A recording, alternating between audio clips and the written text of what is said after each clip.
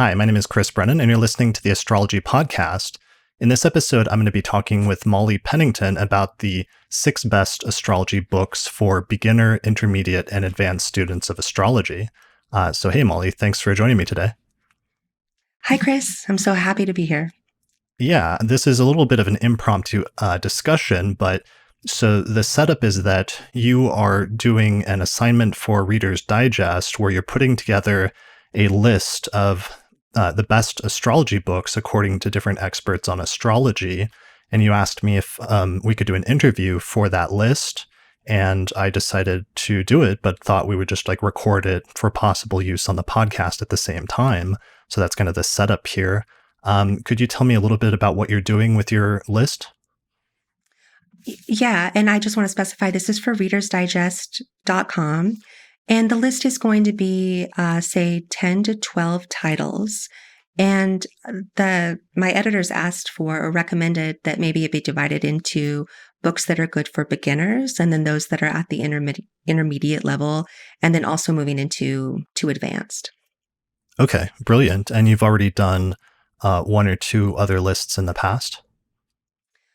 This is going to be, depending on when it's published, my 3rd or 4th article on astrology for Reader's Digest. For many years, I've worked as a freelance writer, and I've written, I think it's safe to say, hundreds of articles for online and print magazines. But I'm new to writing about astrology, and I'm very, very excited to do so because I just fell in love with this topic about 18 months ago, maybe a little bit more. Okay, perfect. Well, this is good timing then. And your website is mollypennington.com, right? Yes. Okay, cool. Well, I'll put a link to your article once it's out. If I do release this as a video on the website, I'll put a link to it in the description page, either below this video or on the podcast website, so people can find out more information and see the final list with everything you put on it.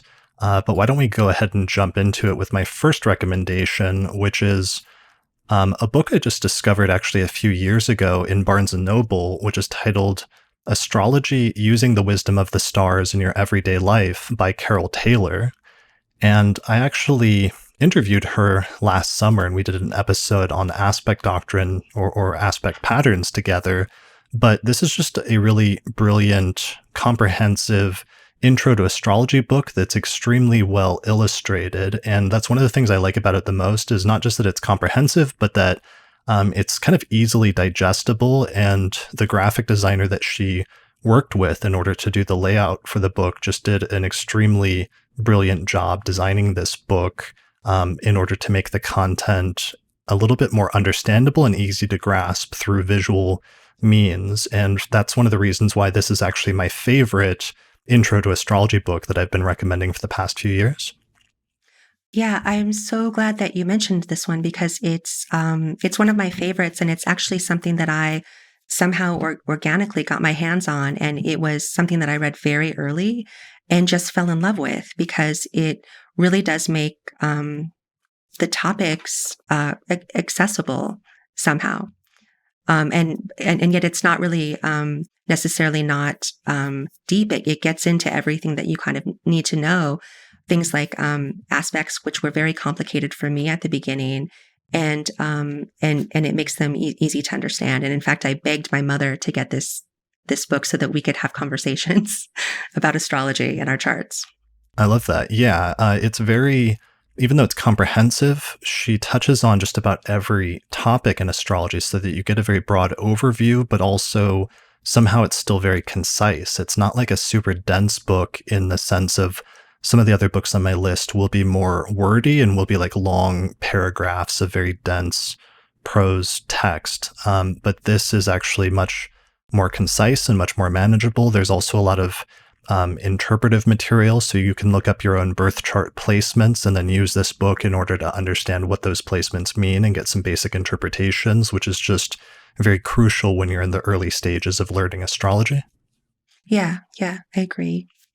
Yeah, so this is my favorite intro to astrology book at this point. It does deal with the fourfold system primarily of the planets, and their meanings or significations, the signs of the zodiac, the 12 signs and their meanings, and then the doctrine of aspects, which is like configurations or relationships between planets. And then finally, the doctrine of the 12 houses, which is the 12 sectors or areas of life that deal with different topics or different people in a person's life, as well as different things like career or friends or travel or things like that. So her book is primarily dedicated to sort of explicating that system from more of a, I would say, modern astrological standpoint. She does have some influence from some traditional astrology and definitely more of a British influence because Carole's from the UK. But for the most part, I think it represents a pretty good intro to what we would call modern or sort of contemporary astrology that's been developed over the past century in the West. Okay. Yeah, I remember that from when I was first learning that I would look at a chart, and it just seemed really like a different language, which is what it was. And I would just want to kind of concur with precisely what you're saying, that the way she lays everything out, suddenly as you go through, just step by step, I was able to see into charts and see into the wide array of the different subjects and topics, planets, houses, etc. Yeah. And I think, one of the things that's important is that everybody, once they decide to sit down and actually learn astrology at this point in time, your primary thing is first getting a copy of your birth chart from like a reliable website like astro.com or from, there's another website called AstroSeek that's becoming very popular over the past few years. And then I also recommend getting a copy of your birth chart from that, and then sitting down with a book like this and going through it is usually most people's primary access point for learning that language of astrology. And you used the term, language, which is a really good analogy to use here because astrology is like learning a language because it has its own alphabet with the symbols for the different planets and the signs of the zodiac. And then it has different ways of putting those together to form words and sentences when you're reading like a birth chart. So it really is like learning a new language in some sense. Yeah, yeah, exactly. Especially with the glyphs and with the symbols, that when you first look, you really don't know what those mean, and you need a good solid introduction so that you're able to put all of the different pieces together. Yeah. And so that's one of the reasons I like this book, because it's not too dense and too overwhelming. And that's something I worry about sometimes for new people, is that astrology is already something that's so vast. It's something that people they dedicate their entire lives to studying it and still only are able to master like some piece of this really vast subject or vast field. And so when you're first getting into astrology, if you end up with the wrong book or you end up with a book that's too advanced, it's very easy to feel overwhelmed and maybe like this isn't for you if you get kind of like turned away by an overly dense book or something like that. So that's one of the reasons why this is a good book, just because I think it's approachable for just about everybody for the most part. Yes, it also it has a friendly vibe. It's very inviting. I think you mentioned the artwork and the graphic design, but it really does have this very inviting feel that kind of pulls you in without intimidation. Yeah, for sure. And it does touch also very briefly on things like the history or some bits of the philosophy of astrology. For the most part, though, it's more of a practical book. And in the later parts of the book, it's divided into this section on understanding yourself and looking at different topics that people are usually interested in historically when it comes to looking at their birth chart. Like, this is what you'd look for career matters, or this is what you'd look at for relationships, or this is what you'd look at for education and travel or something. And I think that's important as well, because different people approach astrology or learn astrology for different reasons. And sometimes most books will approach it from like one angle, whereas this kind of gives you a little bit of everything. So there's something for everyone. Yeah, you're right. I am recalling now that section at the end. You are introduced to all of the tools, and then she offers a range of different ways to apply those to a variety of different aspects of our lives. I think there's like finances, or even some, I can't remember exactly, but maybe even things like grief or loss or things like that. Yeah, and that's one of the tricky things with astrology is it can get into some really heavy topics. And for a subject, if that subject is truly going to be able to cover every part of a person's life, then it's got to be able to deal with some of the more difficult things as well as some of the more positive things. This book does a pretty good job of giving an overview without necessarily getting into like super depressing topics necessarily. I think some of the other books on our list are more suited for some of the more intense stuff, but this one's a good one for sort of an overview. Right, right. And just conceptualizing how the different pieces would come into play, which I mean, I am very recently a beginner. So for me, learning astrology is so close in my memory of how it felt. And it is so conceptual in terms of taking the different pieces. And her book really offers a way for how to even begin doing that. Right, for sure. All right, so I think that might be it for that book, unless you have any other questions about it or anything else we should mention before we move on. No, thanks, Chris. You did a fantastic job of explaining all of that book's strengths and characteristics. Okay, cool. Yeah, the biggest one is just this is definitely the most well illustrated book on our list, which is important because there's so many technical concepts in astrology that are visual or representations of visual phenomenon that it's very important to have, especially nowadays when we're transferring from so many people are learning from the internet first, where you can have like audio and moving pictures from YouTube and things like that. Sometimes for people, I mean, I feel a little almost old or like dated even saying that, but you know, the fact that sometimes learning from books may not be a person's like initial, not starting point, but it just provides a more comfortable, I think, transition point for some people that might be more comfortable learning from YouTube to have a book that's not just text, but is also very well done from a visual standpoint to help sort of hold your hand or guide you through that process. I'm so glad you brought that up. That's a wonderful point because very often we just get. I often choose just the digital version for my Kindle, and this is a book that I have laid around with and spread out and put on the floor and had my charts on top of it, and I just can't express how valuable that aspect is. Yeah. One other thing I should mention. There's different versions of this book because one of the things that's cool is I think it's taken off because I started recommending it a few years ago and then I noticed it's getting more popular and I think it has some translations. I think there's a Spanish translation of this book and there may be other translations of this book, which is actually another really great aspect of it is accessibility and not just being available in that print format, but being available in different languages, having different ebook versions around. And also there's a shorter version of this book, which is basically like the same book, but I think it chops off the last third of the book or something like that, where it deals with the individual topics.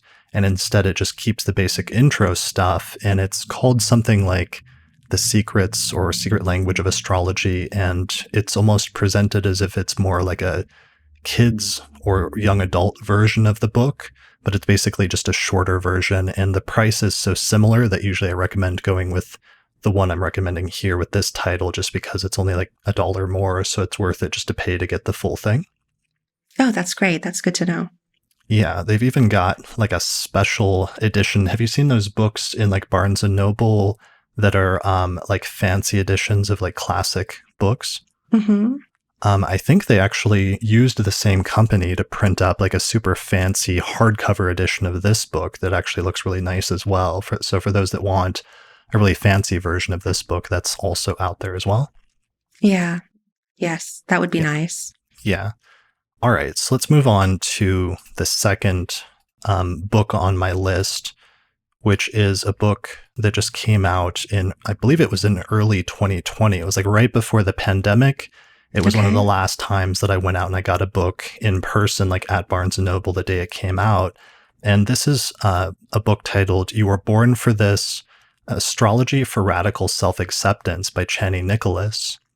And this is another amazing intro to astrology book. And it's one of the top books that I've been recommending for people that are brand new to astrology, because this book really focuses in particular on certain aspect of the birth chart, which is the sun, moon, and rising sign, as well as the planet that rules the rising sign, otherwise known as the ruler of the ascendant. So it ends up focusing primarily, even though it does give you an overview and an ability to analyze the entire birth chart, it's not quite as comprehensive as Carole Taylor's book, but that's because it's more focused on the crucial parts of the chart, or one of the most crucial parts of the chart, which is your sun, moon, and rising signs. And one of the things that's interesting, since like the 1960s, the last time that astrology had a major revival in popular culture, when some of the people that were born in the 1940s like came of age with the hippies and like the counterculture generation of the late 1960s. And around that time, 1968 or so, there was a super popular book that was published, which was Linda Goodman's Sun Signs in 1968, which I believe may still be the like highest selling astrology book, certainly of modern times. I'm not sure of all times, maybe. There's some other books like Ptolemy's that have been around for like 2,000 years, so it's kind of hard to beat that one. But at that time, in the 1960s and 70s, it became really common and popular for people to ask, what's your sign? And when that was stated, it always meant, what is your sun sign? But in the past decade, it's actually become more common now to ask people, what is your sun, moon, and rising sign? Or what's sometimes known as your big three. And I really like that because it's this emerging realization in the public consciousness that astrology is more than just one sign or one zodiac sign, but it actually consists of a number of different planetary placements in different signs of the zodiac, starting with the three most important for one's personality, which are your sun sign, your moon sign, and your ascendant or rising sign.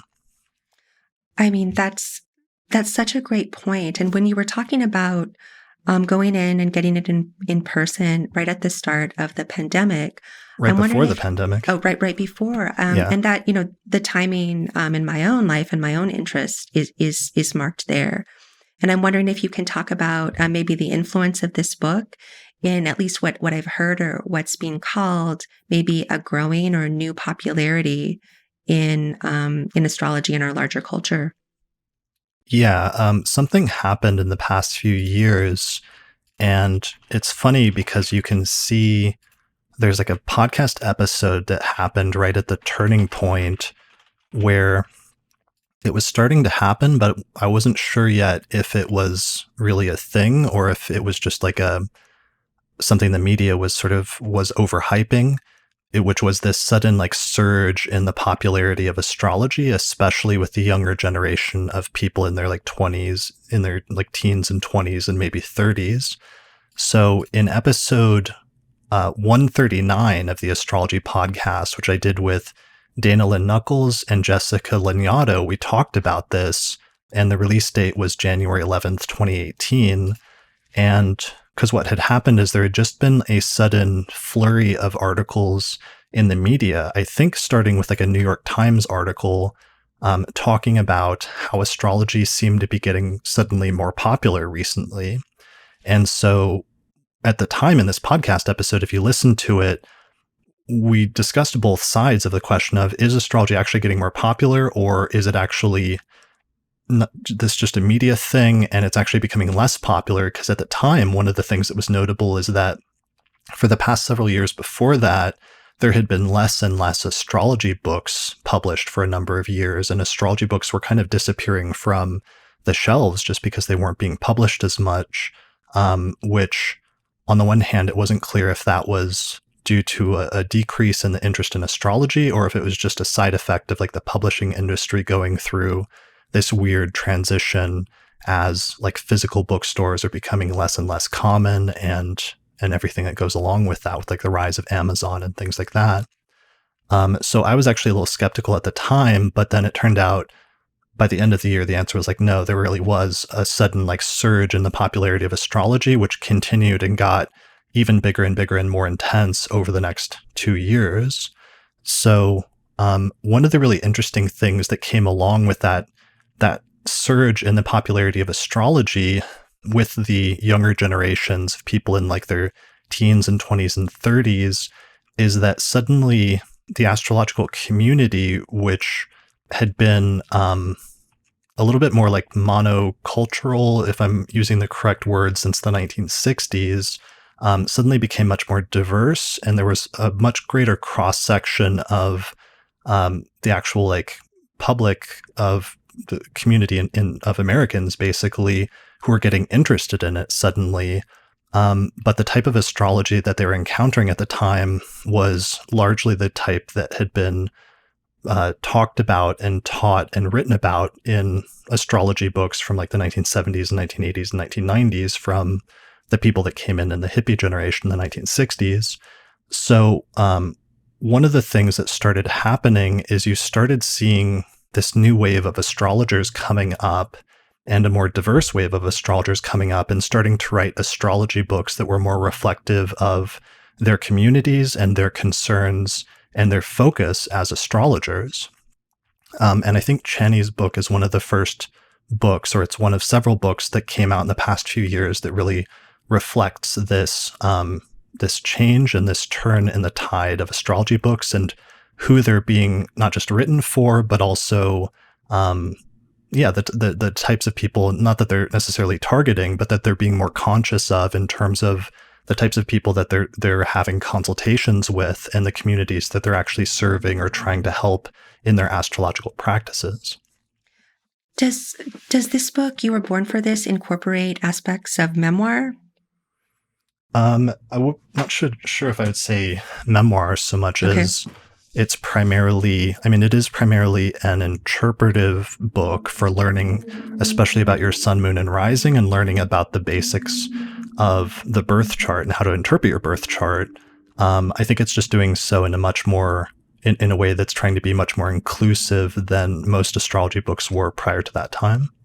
Okay. And relatable, I think, maybe as well. That it seems to come in and been a part of this cultural moment that you're describing, and where readers, students of astrology, people who are interested, can see a way to, we've been calling it a language, to use the language, and it's suddenly expansive as well, as you've mentioned, that it's not just the sun sign, which is really so much of what a lot of the popular cultural articles and media have been about, but it starts to include the other pieces. Yeah, definitely. And also with the language thing, one question that comes up that I remember, I think it was an article or a lecture that was given by Alice Sparkley Cat, who's another person that I know you've interviewed for this list as well, or will interview. And they asked the question. I'm sorry, not for this list. I interviewed Alice Sparkley Cat for a different Reader's Digest piece on the zodiac elements. Okay, got it. But for another astrology article, the question was, if astrology is a language, then whose language is it? And one of the points was just that if astrology is a language, then that language is going to be adapted for different people in a way that's appropriate relative to their cultural norms and their own attitudes towards things like morality or sexuality, sexual orientation, gender orientation, and other things that are, changing categories that are like rapidly growing in modern times, and where if you look back at an astrology book that was published even, a decade or 2 decades or 3 decades ago, it may look like wildly out of date compared to current cultural norms. Okay. So I think in terms of that, I think in terms of my list, Chani's book is one of the most sensitive to some of those changes that have happened in astrology over the past decade or two, in terms of current changing cultural norms, and what is the appropriate use and application of astrology in that context versus what might be not appropriate or harmful or what have you. And am I correct that it's a bestseller? Yeah, I think it was on the New York Times bestseller list. I've got like a hardback from before that happen. But I think you've got one from, it may say on like the side of the soft cover version that it's like a bestseller at this point. And one of the things that I love about this is I bought mine at Target, and it was just so exciting to see astrology content for sale someplace like that. And it just, you know, there's a sense of the topic being accepted. And I, in a previous life when I was an academic, was very interested in popular culture. And so I love to see astrology becoming popular, because I think of that not necessarily only as something that kind of flattens the topic or is simple, but is something that's very shared and very powerful. And I love the accessibility of things that are that are popular. So I don't always see things that are popular and mainstream as in any kind of negative light, but seeing them as having a kind of special place in the ways ideas are circulating for the most amount of people. Yeah, totally. And in this instance, this one's really cool for me because I know Chani is like a serious, like awesome, like really good astrologer who's done really good work and has consulted with people for years, and she's studied under very respectable and famous astrologers. One of them is one of my own teachers, Demetra George, and one of her books will be later on this list, but she gives a very touching shout out to Demetra at the acknowledgement at the very end of the book as one of her teachers. So one of the things that's cool about this list is this book is, despite it going mainstream and being available, on shelves in places like Target and stuff, it's actually a pretty serious astrology book, and it's good astrology. It's not just an astrology book that was written by somebody that isn't really very good, or that is like just I don't know how to say it, like a celebrity astrologer or something like that, who isn't very well read or has only been doing it for like a few months or something like that.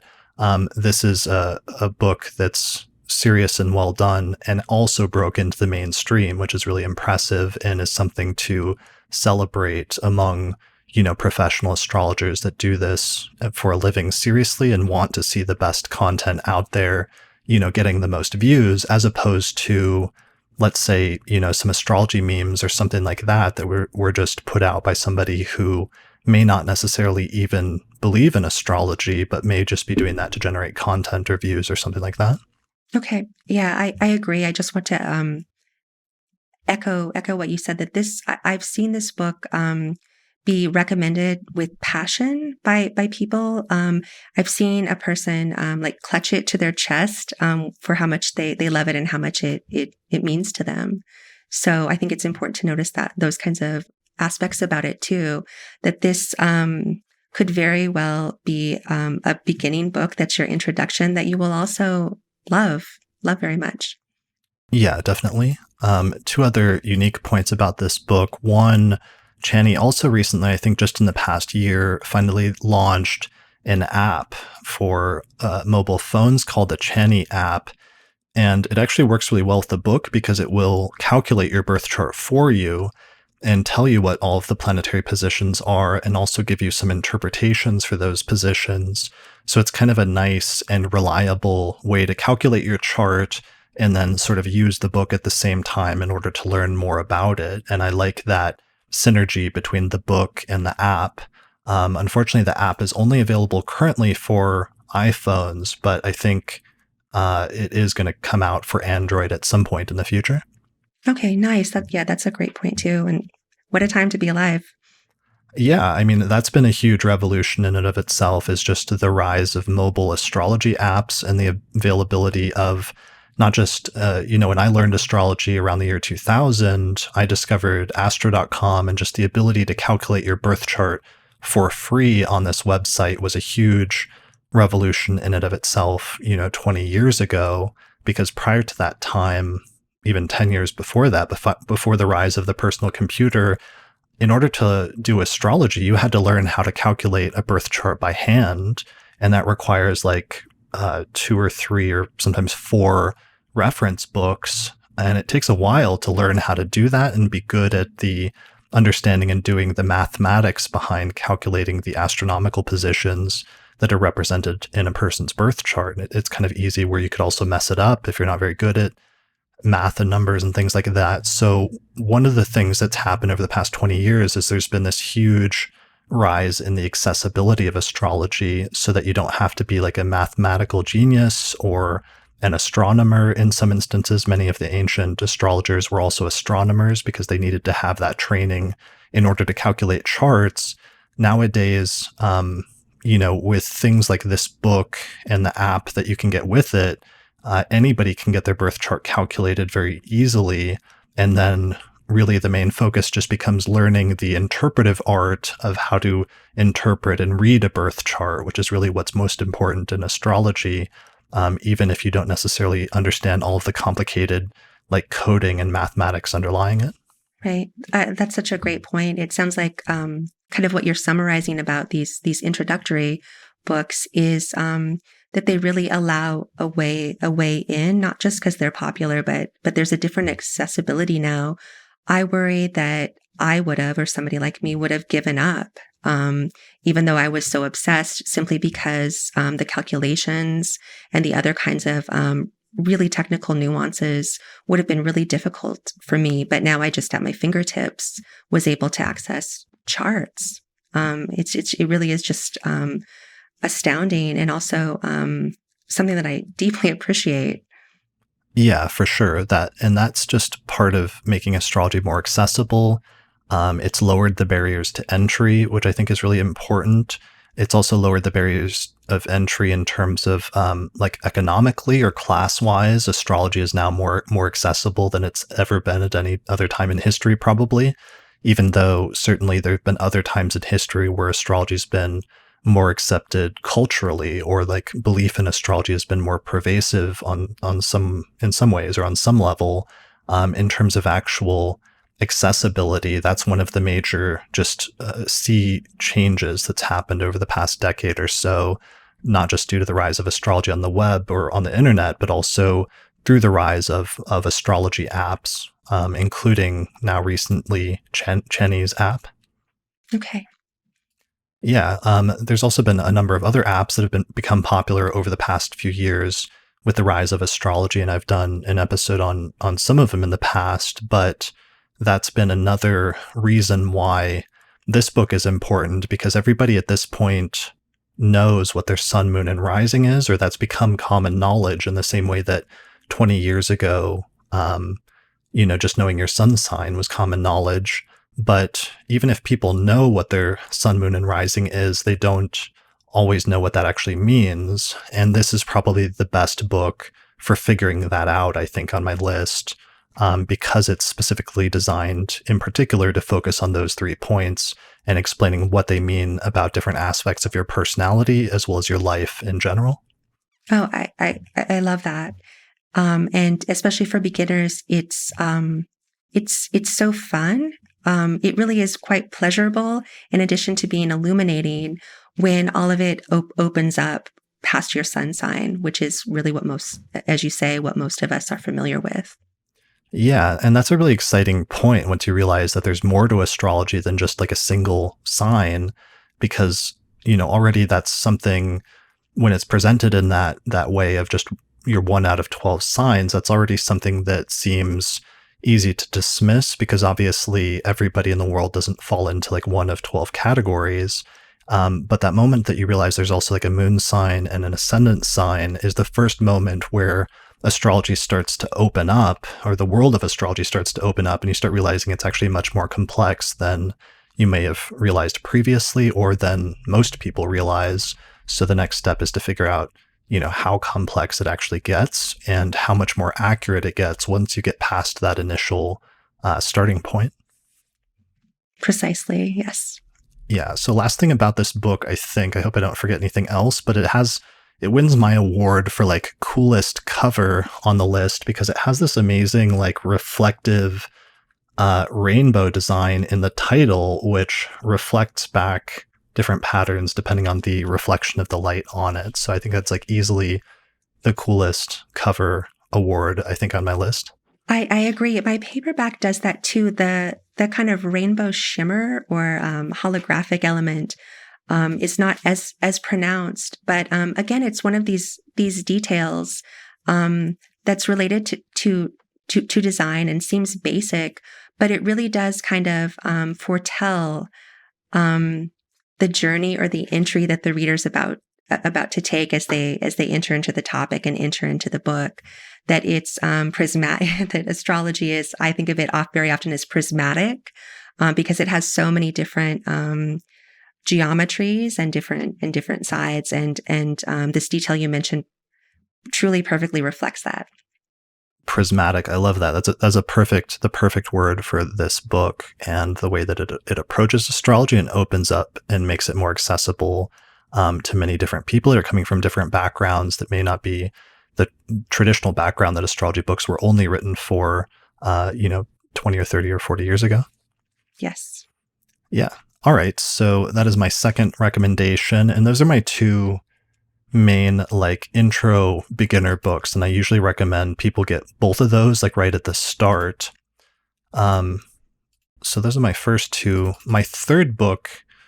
Oh yeah, one last point before I fully transfer out of that book. One last point I want to mention really briefly is just Chani Nicholas also does a really good job. The very first book that I recommended, Carole Taylor's book, is definitely more modern 20th century astrology, the type of astrology that had developed in the West by the late 20th century, especially in the English-speaking world, and some of the different technical innovations and developments that had come with that. Over the past 20 or 30 years, though, there's been a rise in interest since the 1980s and 1990s in older forms of astrology, where astrologers started going back and looking at what astrology looked like prior to the 20th century, sometimes as far back as thousands of years ago, and studying older texts on astrology. And in some instances, entire translation projects were set up in the early 1990s in order to translate these older texts. And then astrologers started reading from them and learning from them and reviving some of the older techniques. So for the most part, Carole Taylor's book does not focus on that. However, Chani Nicholas's book, she studied both modern astrology and ancient astrology with certain teachers like Demetra George. So that gives Chani's book a unique take, where I consider it to be one of the first mainstream astrology books that represents a synthesis of modern and ancient astrology, which to me is a really ideal mixture to take sort of the best of both worlds and blend them together. And that's one of the other really great selling points and reasons why I recommend this as one of my two best, first intro to astrology books. Yeah, absolutely. That's a great point to mention. Yeah. So that is actually a nice transition point then for my next book, which is the third book on my list, which has been on my list for most of the past decade, and definitely I think I've been recommending it for 10 years now, and definitely in the last really popular list that I did in 2017, which is the top 6 books. It was on one of the books on my list. It's returning to my list here because it's one of the best intro to traditional astrology books, and it's titled On the Heavenly Spheres, A Treatise on Traditional Astrology by Helena Avelar and Luis Ribeiro.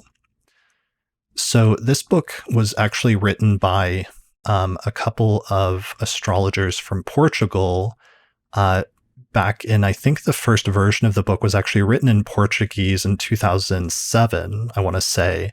But this version of the book was translated into English and published by the American Federation of Astrologers in 2010 or 2011. It came out in one of those years, about 10 years ago now.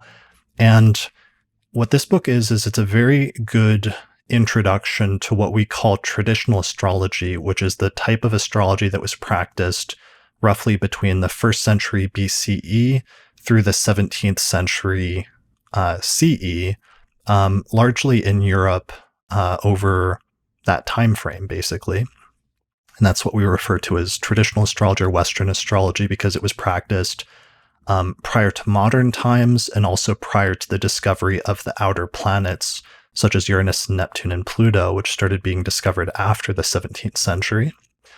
So this is a very comprehensive introduction to that type of astrology. It especially focuses on the medieval astrological tradition and the Renaissance astrological tradition, and I want to say that it has more of an emphasis on the medieval and Renaissance approach rather than some of the earlier Hellenistic approaches.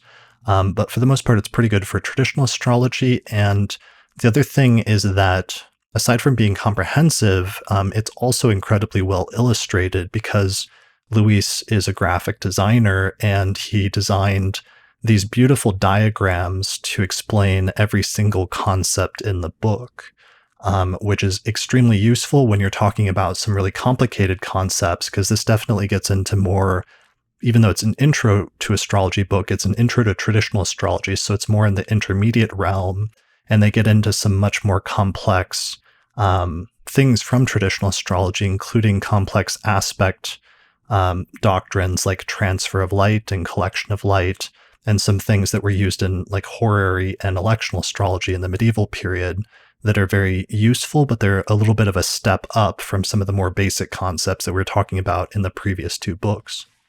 Okay. Yeah, that was something that I wanted to ask you about. For people who are going to move from the beginner level up to intermediate, how would you kind of describe or lay out what they need to have as a foundation so that they can really get into this, this next book that you recommend? Or would you say, because I often do this, I enjoy reading something that I don't quite understand. That's maybe a peculiar tick for me, but kind of a jump into the deep end, and just kind of like work your way through. So can you maybe speak to maybe what level people should have, or what this experience will be like to dive into this book? Sure. I mean, I think you could start studying it relatively early, but just in order to not be completely overwhelmed and intimidated, I would say start with the previous two books, especially the first book, Carole Taylor's book, so that you can learn the basic layout of a chart and that fourfold system of planets, signs, houses, and aspects, and especially so you can learn first the symbols, so you can recognize in a birth chart, like what is the symbol for Mercury, or what is the symbol for the sign Virgo, or what have you, so that you have that basic stuff underlying you already, and then you can get into a book like this, where it starts going into more, it starts taking some of those concepts and putting them together to form much more complex sentences. And this book in particular, there's a shift because it's more on traditional astrology. It tends to be more focused on predictive astrology, which is a little bit different than more modern astrological books that tend to be more about character analysis and looking at one's psychology through the birth chart. When you get into traditional astrology, you start looking at the birth chart with, some of that. It does take some character analysis and psychology into account, but it also shifts the focus to much more of an emphasis on predicting concrete events in a person's life based on their birth chart. So that's where there's not just a shift in terms of techniques, but also in terms of tone and focus and sort of like the scope in which you're applying astrology. Traditional astrology also broadens things, whereas the first two books were more focused on just natal astrology and learning how to read a birth chart or your birth chart in particular. When you start getting into traditional astrology, you realize there's also other branches of astrology, which are different applications of astrology that can be different than just looking at birth charts. So one of the other branches of astrology is called mundane astrology, and this is where you're looking at world events that affect large groups of people, such as, for example, like the pandemic that happened last year, and where the lockdowns really took place and really started happening seriously, especially in the West, under that huge stellium or pileup of planets that happened in the sky in the sign of Capricorn, especially in the March and April timeframe of 2020. So that's mundane astrology, looking at world events. There's also electional astrology, which is selecting auspicious dates and times in the future in order to begin different ventures and undertakings. under the premise that there's some dates that are going to be more successful and there's other dates that are going to be less successful times to act. There's also horary astrology, which I believe this book touches on briefly, which is casting a chart for the moment that an astrologer receives a question, with the premise that the chart for that moment will describe not just the nature of the question, but also its outcome or the answer to the question in some sense. So this is a good book to look at to get a kind of broad overview of maybe not just the history and a very important history of astrology, but also the different genres or categories or types of astrology that exist. Yeah, definitely. It gives you a much broader scope of the full sort of technical apparatus of astrology that is outside of just birth charts. Even though it's still largely focused on birth charts, it gives you a glimpse into other specialized areas of astrology, which the reader may or may not choose to fully pursue, but it's good as part of your initial studies to get that broad overview and have some exposure so that you know what's out there and you know what's available.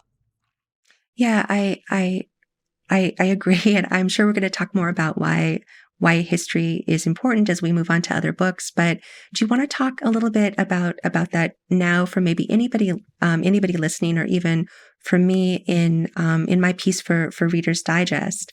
I find history fun and fascinating, but how would you describe this book really being something definitely to learn astrology, but also that it's there's something so vital and important about delving into the past or the beginning or where things started? I always find fascinating, but we're thinking of for people who maybe aren't quite that nerdy, maybe, but still have a passion or interest in astrology, in the topic. Right. Yeah. I mean, there's other books that'll get a little bit more into the history on my list that I'll mention later, but the important thing with this one is it does start to provide you with more historical context on the history of astrology and its very long legacy that stretches back for 2 or 3 or 4,000 years. And the most important thing about this book is that the revival of traditional astrology started happening in the 1980s and the 1990s, when astrologers started translating texts and like reading these texts and then trying to put those techniques into practice. But it was a long time before astrologers had been doing that for long enough and taking some of those ancient techniques and putting them into practice before anybody was comfortable writing an intro to astrology book that was purely based on the ancient methods of traditional astrology. This is one of the first books, and it came out in like 2010, that successfully gave you kind of like an overview of traditional astrology, but in a modern format, in a book that was published in 2010. So it was the first time that you could learn traditional astrology without having to pick up a translation of an ancient text and try to read that and try to understand what an author from 1,000 years ago or 2,000 years ago said, who originally wrote in a different language like Greek or Latin or Arabic that had then been translated into English. So it's actually kind of difficult, and not everybody has the mind for it or the not aptitude, but almost like it's almost like a skill set that some people have and other people don't, of being able to pick up a translation and like read it and understand what the author is saying. It's kind of a difficult thing to do, and it creates another, again, barrier to entry that means that traditional astrology was inaccessible for a lot of people for a very long time, where in the 1990s, there was a translation project that was producing translations, and lots of contemporary astrologers subscribed to it just in order to support it. But then they would be sent these translations and they would pick it up and look at it, and the translation wouldn't make any sense, because even though they knew modern astrology, they didn't have enough background in ancient astrology and the specialized vocabulary that was used by the ancient astrologers to really be able to read a translation and get much from it. So they would kind of like put the translation down, and it didn't really influence their practice of astrology for many astrologers, I feel like, in the 1990s and early 2000s. This couple, Helena Avelar and Luis Ribeiro, were two of the first astrologers really early on that got into those translations, understood them, and also had some language skills so that they could read some of those translations or some of those books in their original languages. And then they started putting those techniques into practice, using them with clients, and then also eventually teaching them to students so that they learned. It became kind of like traditional astrology became a living thing again, and they learned how to teach it best to students. And this book partially represents a sort of culmination of their practice teaching students traditional astrology, in that they figured out how to do that on a more general scale to make it approachable and understandable and accessible to the contemporary astrologer. Oh, it sounds fascinating. I can't wait to get this one listening to you describe it. And again, I feel like you set us up at the beginning, and now as we move to intermediate, it's again a book or research project that allows entry into topics that really until quite recently were pretty inaccessible. So again, it's just it feels like a very fortunate time for people interested to delve in. Yeah, it's an amazing time. It's literally, there's never been a time in the history of astrology in which so many translations of texts and so much knowledge from the past astrological traditions has been available to contemporary astrologers all at once, where you could go back and you can learn all of this stuff firsthand from translations of ancient texts, of which there's hundreds at this point from the past 2,000 or 3,000 years. But just about nobody can pick up the text of Ptolemy or Guido Bonatti or somebody like that and just learn astrology from scratch from those. You need some sort of primer in order to get an entryway into those texts. And this is one of the first successful primers in modern times. And the two, I've interviewed them on the Astrology podcast before, are just very brilliant astrologers, both of which over the past decade went back to school and got their PhDs in the study of ancient history and did PhD dissertations focusing on the history of astrology and focusing on, in some instances, the recovery or the study of ancient texts. So I just did, unfortunately, one of the authors, Helena Avelar, passed away just earlier this year, unexpectedly in March. She had her book, which was the publication of her PhD thesis, actually just came out a few months later. And I just interviewed her husband, Luis Ribeiro, about that. But that book's titled An Astrologer at Work in Late Medieval France, The Notebooks of S. Bell. So there's this interesting thing with traditional astrology where it also, because you're studying ancient history, it starts bringing in academic disciplines of, the study of history, of classics, of philology, the ability to read manuscripts that are handwritten manuscripts by ancient authors, learning ancient languages, and all sorts of other academic skills. So that's one of the things, and it's one of the reasons why you get to more of an intermediate stage at this point. And it's because when you start studying traditional astrology, you start studying not just predictive astrology, but there's this whole broader world of the history of astrology that also opens up to you. Yeah, that's fascinating. The connection that it had for both of these authors to academia, and I don't think I know much about that crossover. But I just wanted to mention I'm so sorry about that author's passing, and thank you for recommending this, what sounds like a truly extraordinary project. Yeah, I mean, the good thing is that Helena, before she passed away, I did an interview with her actually almost 2 years ago on the Astrology podcast. It was episode 225, titled Helena Avelar and Luis Ribeiro on Traditional Astrology. And one of the things, both of them were very active in the astrological community in the late 2000s or early 2010s. But then they kind of disappeared for several years. And I found out later, once they started coming back, circa 2018, 2019, that the reason that they disappeared is both of them had gone into academia and had gotten their PhDs. And that's what they had been focused on, was really intense research. And interestingly, in the meantime, while they were gone, their book had become very influential in the astrological community because it was one of the only really comprehensive treatments of traditional astrology that anybody had published at that point in modern times.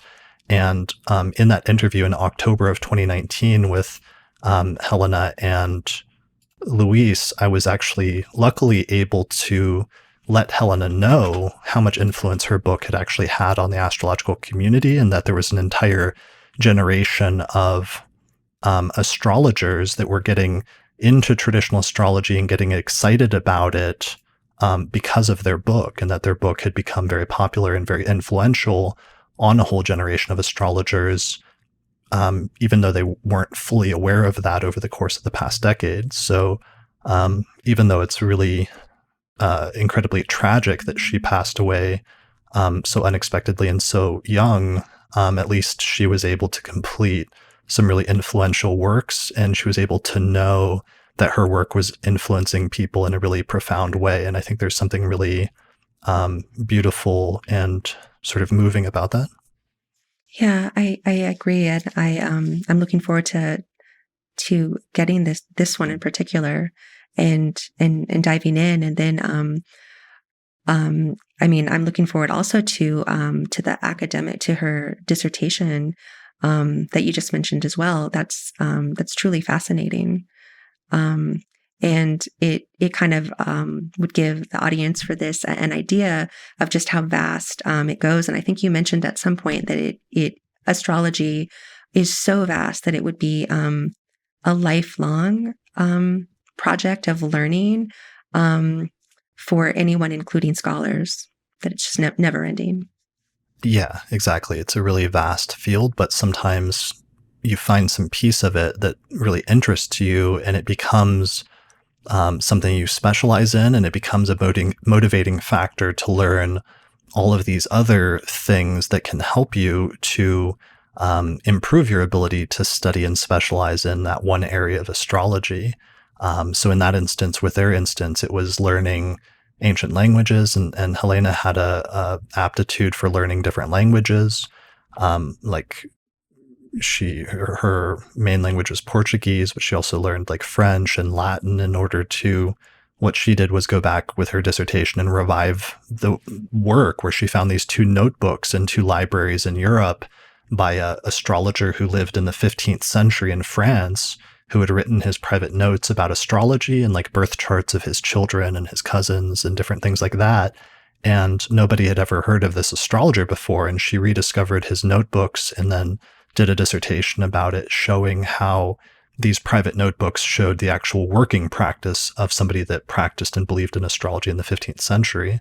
So for her, it was studying all the things related to that in terms of history, but for other people, they get into astrology and they get into other specialized areas of it, like financial astrology, for example, or medical astrology, or there's many different applications of astrology to many different areas of life. And all of those areas then become things where you have to learn not just the astrology, but also some of the things that go with it in order to be truly good at that specialized subset.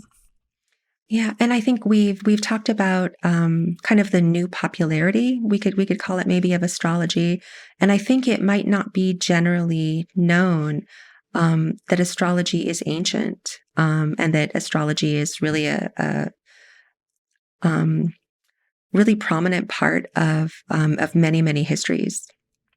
Yeah, and that it's influenced the history and culture of like many different societies over the past several thousand years, sometimes in ways where it's just like embedded in our culture in ways that we don't even realize. Like, for example, the story of the Star of Bethlehem in the Gospel of Matthew at the very beginning of Christianity was a astrological story about some sort of celestial alignment that indicated the birth of the Messiah or the birth of Jesus or what have you. And that story had a very explicit astrological context when it was written in the first century. There's things like that are sort of embedded in our cultural memory sometimes that we take for granted, that we don't even realize are coming from the influence of astrology. Mm-hmm. That it even is the kind of the foundation of the ways that we understand our basic conceptions of both space and time have a kind of astrological origin that is largely not something that's thought about in a broad way.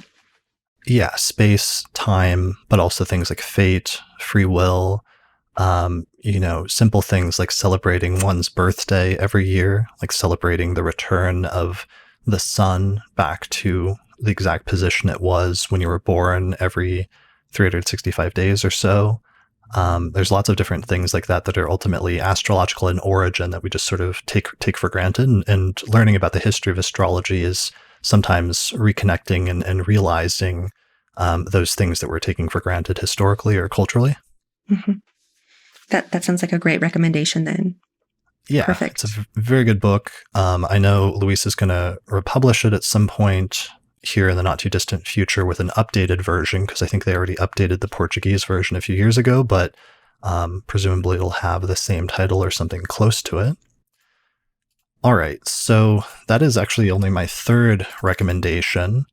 My fourth recommendation at this point is a book by, and she has several books, but the one I'm going to recommend for the purpose of this list that's a little bit more beginner is a book titled Astrology and the Authentic Self, Integrating Traditional and Modern Astrology to Uncover the Essence of the Birth Chart by Demetra George. So this is a book that came out, I believe, in like 2008 or 2009. And I was talking about earlier about how there hadn't really been, by the late 2000s, anybody that had done a successful intro to traditional astrology book. But the other part of that is that it wasn't just that, but also nobody had taken the next step after that, which is to do an intro to astrology book that represented a synthesis of both traditional astrology or ancient astrology and modern astrology, where you take astrology that had developed in the late 20th century and included all of the advancements that had occurred over the past several centuries, like the discovery of the outer planets Uranus, Neptune, and Pluto, but also that synthesized and had the knowledge of the previous 2,000 years of the practice of Western astrology at the same time. And this book by Demetra George is one of the first truly successful attempts to synthesize modern and ancient astrology in recent times, and to do it in a way that's accessible, is straightforward and somewhat simple, but does not sacrifice any of its intellectual integrity at the same time.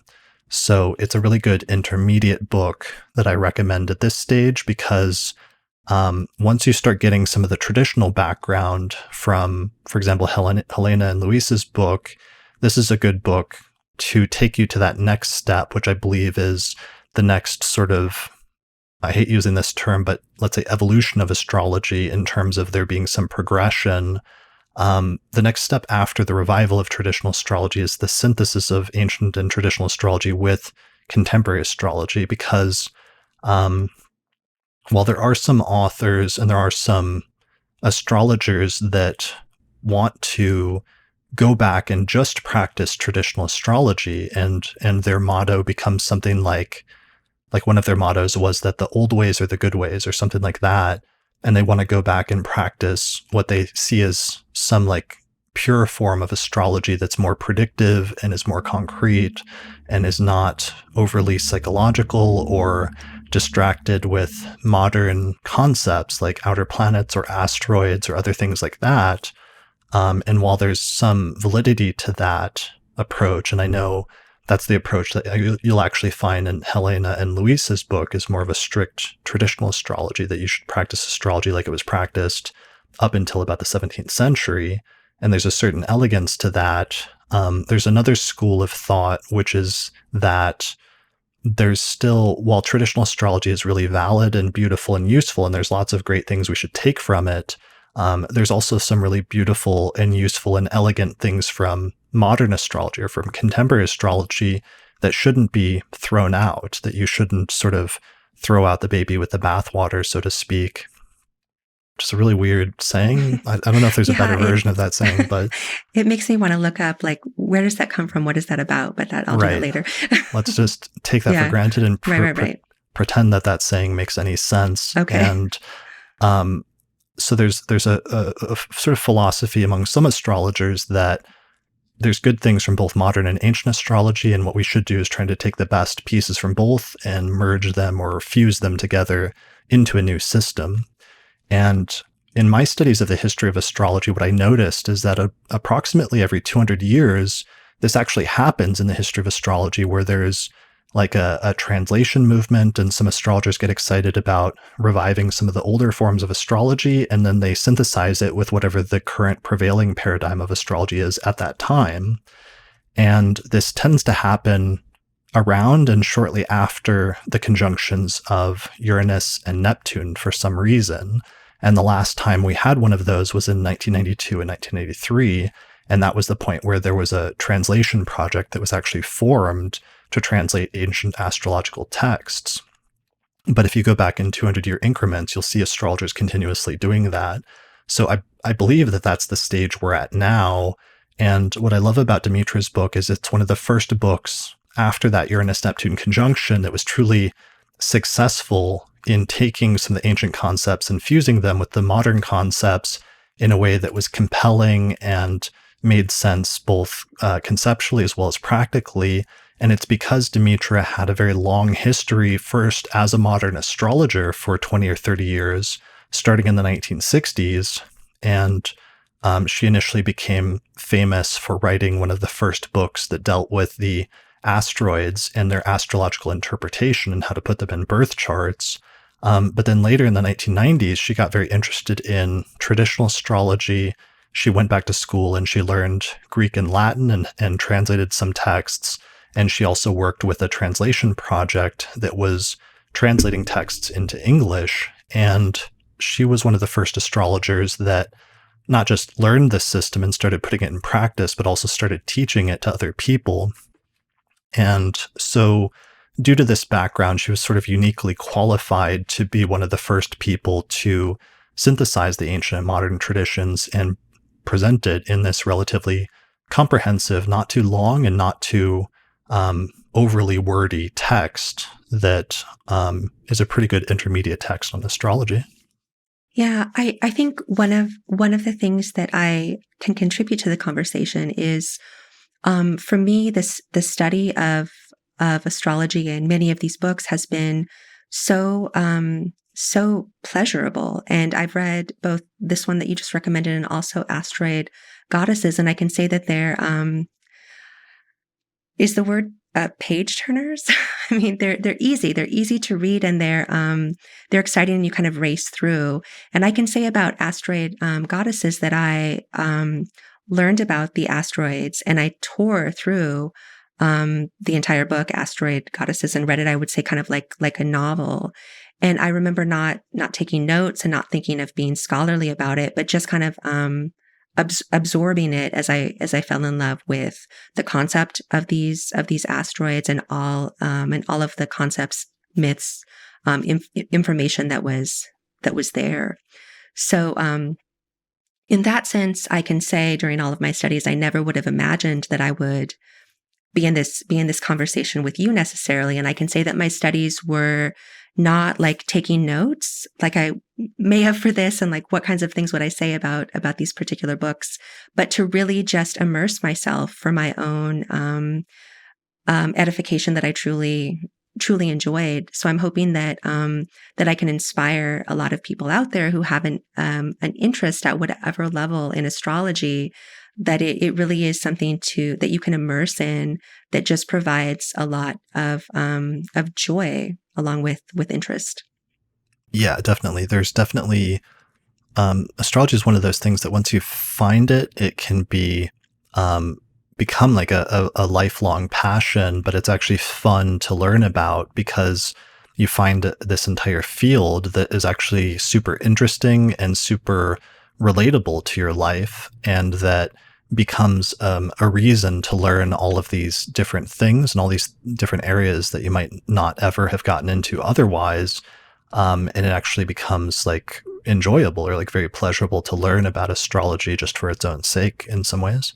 Yeah, I think absolutely, and that's kind of the point I'm trying to get across, that it's not just it's a learning that I think is because I am a previous scholar. I know how to do all of that, how to take notes and how to retain everything, because you're going to have to defend it, or you're going to organize it for something that's going to be published, and that's certainly, there's nothing more important than that, because we have to know the history, and we have to do our homework and our due diligence, and I think be really rigorous and careful. But in tandem with that, there's also so many aspects of this that are really things like wild is a word that I might use. Wild, enjoyable, a great read. All of these other kinds of things, and that really can have as much of an impact on your life that you want. Yeah, for sure. It really does make a difference sometimes when an astrology book is well written, and when the author has a certain knack for conveying or information or for teaching astrology. And that's one of the things that I know every student of Demetra's, or everyone who's read one of her books, has loved about her writing since the very beginning, or her teachings, is that she has a natural gift as a teacher. And it's partially because when she was in college, she initially was training to be like a math teacher before she, it was like the late 1960s, and she like ran off and joined a commune. And there, while living on this commune, like picked up a book on astrology one day from the library and started learning about astrology, and then fell deeply in love with it. And it turned out to be her calling in life, and her life's work. But she's always had this knack for breaking concepts down and conveying them in a way that's understandable to the reader or to the student. And that's one of the things that I think anybody that reads any of her books, but especially this one, will be the most struck by, is even though it's an intermediate text, it's dealing with more intermediate concepts in terms of natal astrology and reading birth charts, it does so in a very approachable fashion. Yeah, that's a great point to make. I would describe it also is taking a class or reading a teacher. It's like reading something that's being taught. Right. Yeah, for sure. So I did a biographical interview with Demetra in episode 73 of the Astrology podcast, titled The Life and Work of Astrologer Demetra George, where people can get more background information on her and her work. She has a more recent book that was published just a few years ago that there's like a debate about whether to include that more recent one or this one from 2008. And I included the one from 2008 because I think it's a better, in terms of what I'm going for with this list, is a better like first astrology book that synthesizes modern and ancient astrology. But she has one other book out titled Ancient Astrology in Theory and Practice, Volume 1, Assessing Planetary Condition. And I interviewed her in episode 188 of the podcast about that. And that's more of a detailed treatment of ancient Hellenistic astrology. But we'll maybe come back to that later, and I'll mention that again in passing, because it goes together better with another book on this list. But I think for our purposes, for intermediate astrology books, that people will find this one to be the most accessible and to be one of the best. One of the things you said about astrology being like fun to learn and like pleasurable to learn and giving people, real spark for learning is, if you become like an astrologer and astrology becomes like a lifelong passion, whether you make it a career thing or whether it's just a side hobby of yours, in either instance, one of the things that all astrologers share in common is that they end up building up a pretty decent library of astrology books, and collecting and reading different astrology books is part of being an astrologer, and always has been in some sense. There's a really important element of astrology in having to do with like literature and having to do with sort of book learning that's an important part of its history. So this list that I'm outlining is like my ideal 6 or so intro to astrology books that you start with, but this by no means will be the end of your journey, but instead will just be the beginning of your collecting of different astrology books. And this list is just meant to give you a solid foundation or starting point for that. So we might even think of it as like, call it something like a quickie syllabus or something like that. That even though, you're describing the content of these works, and it's sounding so intense and detailed, but it is important, I guess, that we're honest about the fact that these are tiny windows in terms of what's actually available, what's actually out there. Yeah, exactly. And because all of these books, one of the things about the books on my list that they're all going to share in common is they're all very cognizant of the fact that they're sort of like standing on the shoulders of giants. And when you read these books, and then when you look at their bibliographies, or you read in some of the footnotes, or even some of the references in the body of the text in passing to other works, you're going to end up walking away with like a list of other important books that influenced this author or the author of each of these books, and that in some way inspired them or influenced different techniques that they present in the book. So that's one of the other things about this list, is it's also giving you really good books as your first 6 astrology books, but that's going to be like a thing that's going to branch off from there and is going to lead to dozens and potentially hundreds of other books if you decide to make this like a major study of yours. Right. All right, so let's transition at this point to the 5th book on my list, which is a book by an astrologer and an academic scholar named Richard Tarnas, titled Cosmos and Psyche: Intimations of a New World View. So this book came out back in, I believe it was 2005, roughly. I should probably look that up, but it was kind of a big deal at the time because it was actually reviewed in a number of major publications. And the reason for that, it was kind of like it made a splash. It was like an astrology book. But the reason why it was really important and it became notable in actual like mainstream discussions and like literary reviews at the time was because Richard Tarnas was actually a famous academic and author of a book that came out over a decade earlier, in the early 1990s, titled The Passion of the Western Mind, which was kind of like a sweeping overview of the development of Western thought, and the development of Western thought and philosophy that he wrote, that was so successful that it became like on the core reading lists in many college courses for studying like Western civilization. And it didn't have anything to do with astrology, and it kind of put him on the map as like a respectable intellectual scholar. But what happened in 2005 is that it turned out he came out with this other book that was about astrology, and it turned out that Passion of the Western Mind was kind of like originally just like a footnote or a precursor to this broader presentation of astrology that he had been writing for a few decades up to that point. So Cosmos and Psyche is a much more dense, much more kind of heady or kind of like brainy book on astrology, where essentially what he tried to do is he tried to act as a respectable academic scholar to make the best pitch that he possibly could to intellectuals and to an academic audience and a general audience of like educated individuals of astrology as a legitimate phenomenon. And he tried to be like, this is a real phenomenon. Here's some of the evidence based on my study of history, and especially based on the study of planetary cycles and how important planetary alignments have coincided with important turning points in the history of Western civilization and thought. And that's basically the premise of the book, essentially. I don't think he even mentions the word astrology for the first 50 pages.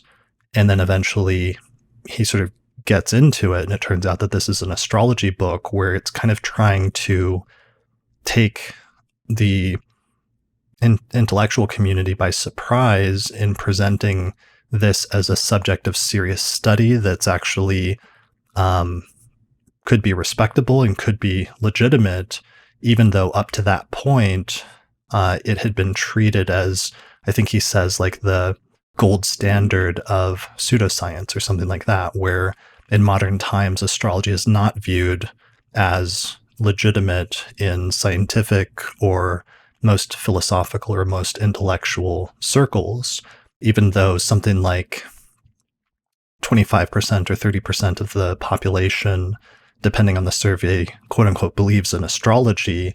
It's not seen as something, especially in academic circles, as something that's legitimate.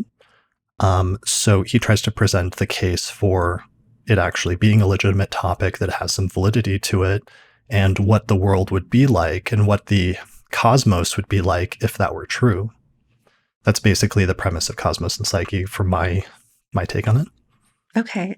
So I have this one. I'm not all the way through. Folks should know it's very, very thick. It's lovely and extremely fascinating. I'm very curious, how was it received, especially either by the popular audience or the academic community? How was it received? I mean, the reviews were largely like not super good. There was some surprise. I mean, I don't think it ended up having the impact that he wanted it to have at the time, in that it didn't just like suddenly break open the case and suddenly like everybody believes that astrology is a legitimate phenomenon overnight. I do think in retrospect that it started to have a little bit more impact than it initially seemed to, because one of the things that happened is that it was published by a major publisher. I think it was published by like Viking Press or something like that.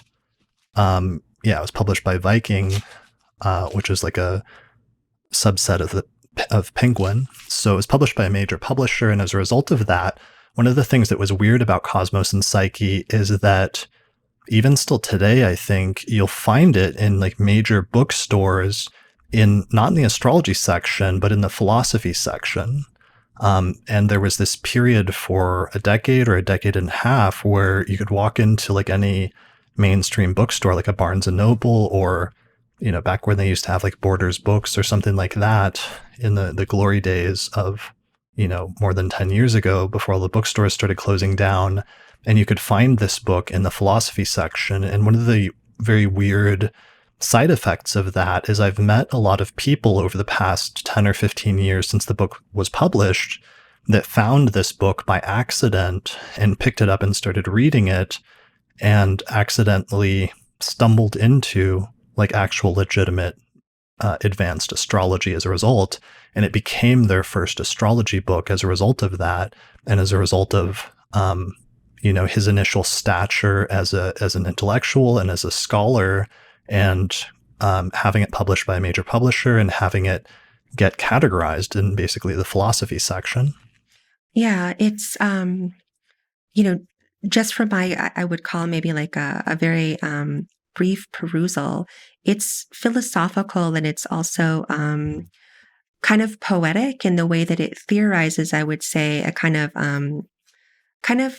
the art or structure of meaning around broad cultural and historical patterns, myths, in tandem with the movements of the planets. Would you say that I'm kind of describing it correctly? Yeah, I think so. Because one of the things, it ended up forming sort of a school of astrology, you might say, that they refer to themselves as archetypal astrology. And these tend to be people that are patterning their astrology after Richard Tarnas's work, and the sort of approach to astrology that he presents there, that is, for the most part, it represents what I usually see as like the highest form of modern astrology, where this was one of the last books before traditional astrology started becoming really popular, and that is largely sort of untainted by that movement to go back and like integrate all of these old texts and old ways into astrology.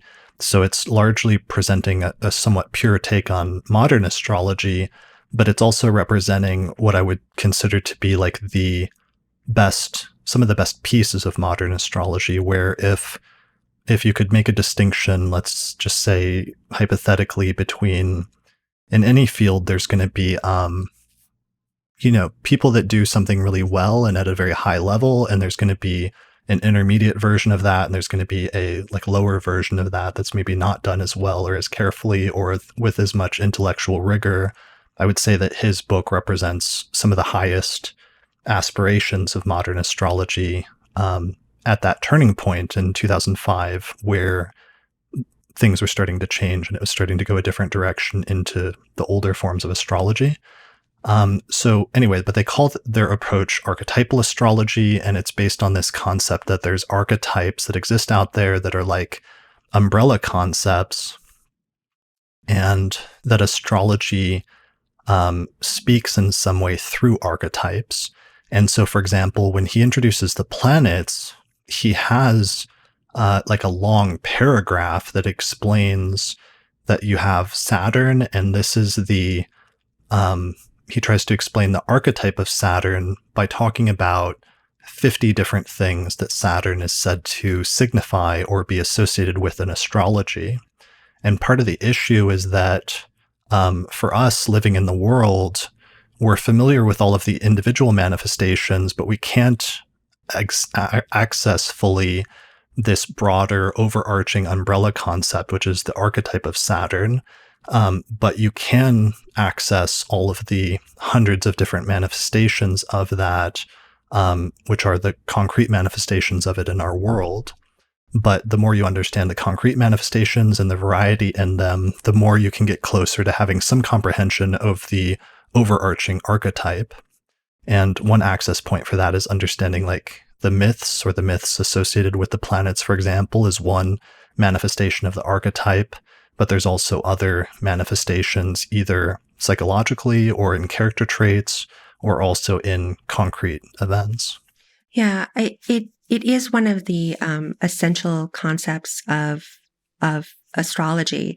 We started out by talking about the different components of the language.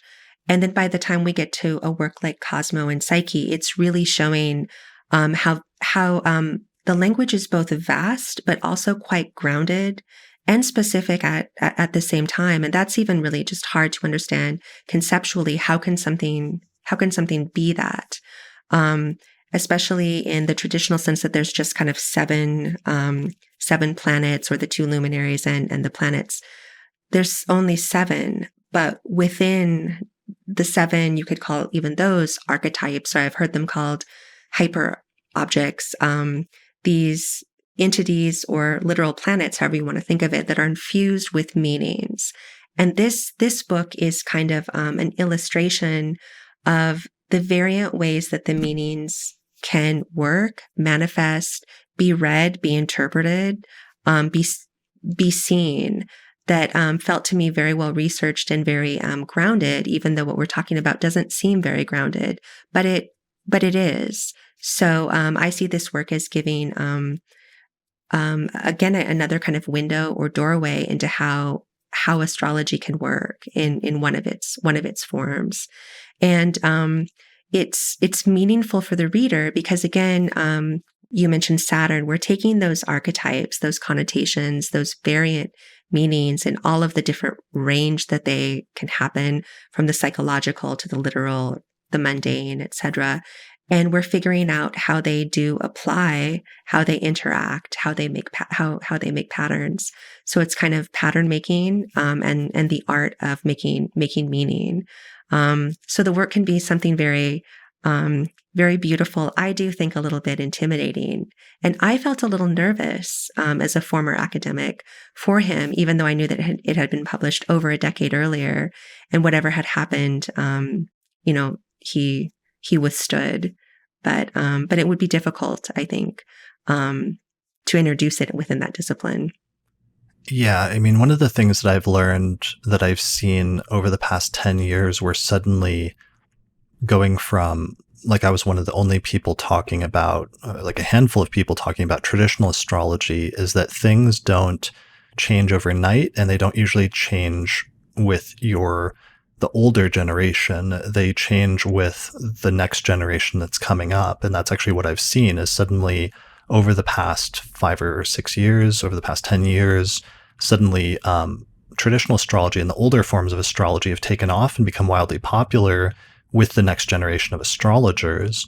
And I think there's a parallel there with Tarnas's work, where even if he didn't cause a seismic shift in the contemporary or like older, um, academic establishment at the time, there was probably ways in which his work has influenced some younger generations and some people that were exposed to astrology that wouldn't have otherwise, and especially people that if they picked up one of the other books on our list, like Carole Taylor's book, which is much more, designed to be more almost like graphic, almost like a graphic novel in some sense, in the way that it's illustrated very well, that wouldn't be appealing to and wouldn't be compelling to like a certain subset of, let's say, intellectuals or people with an academic background. Whereas something like Tarnas's book is something, because it has a certain consistency, a certain aura of like intellectual integrity, and it follows some of the standards that are necessary for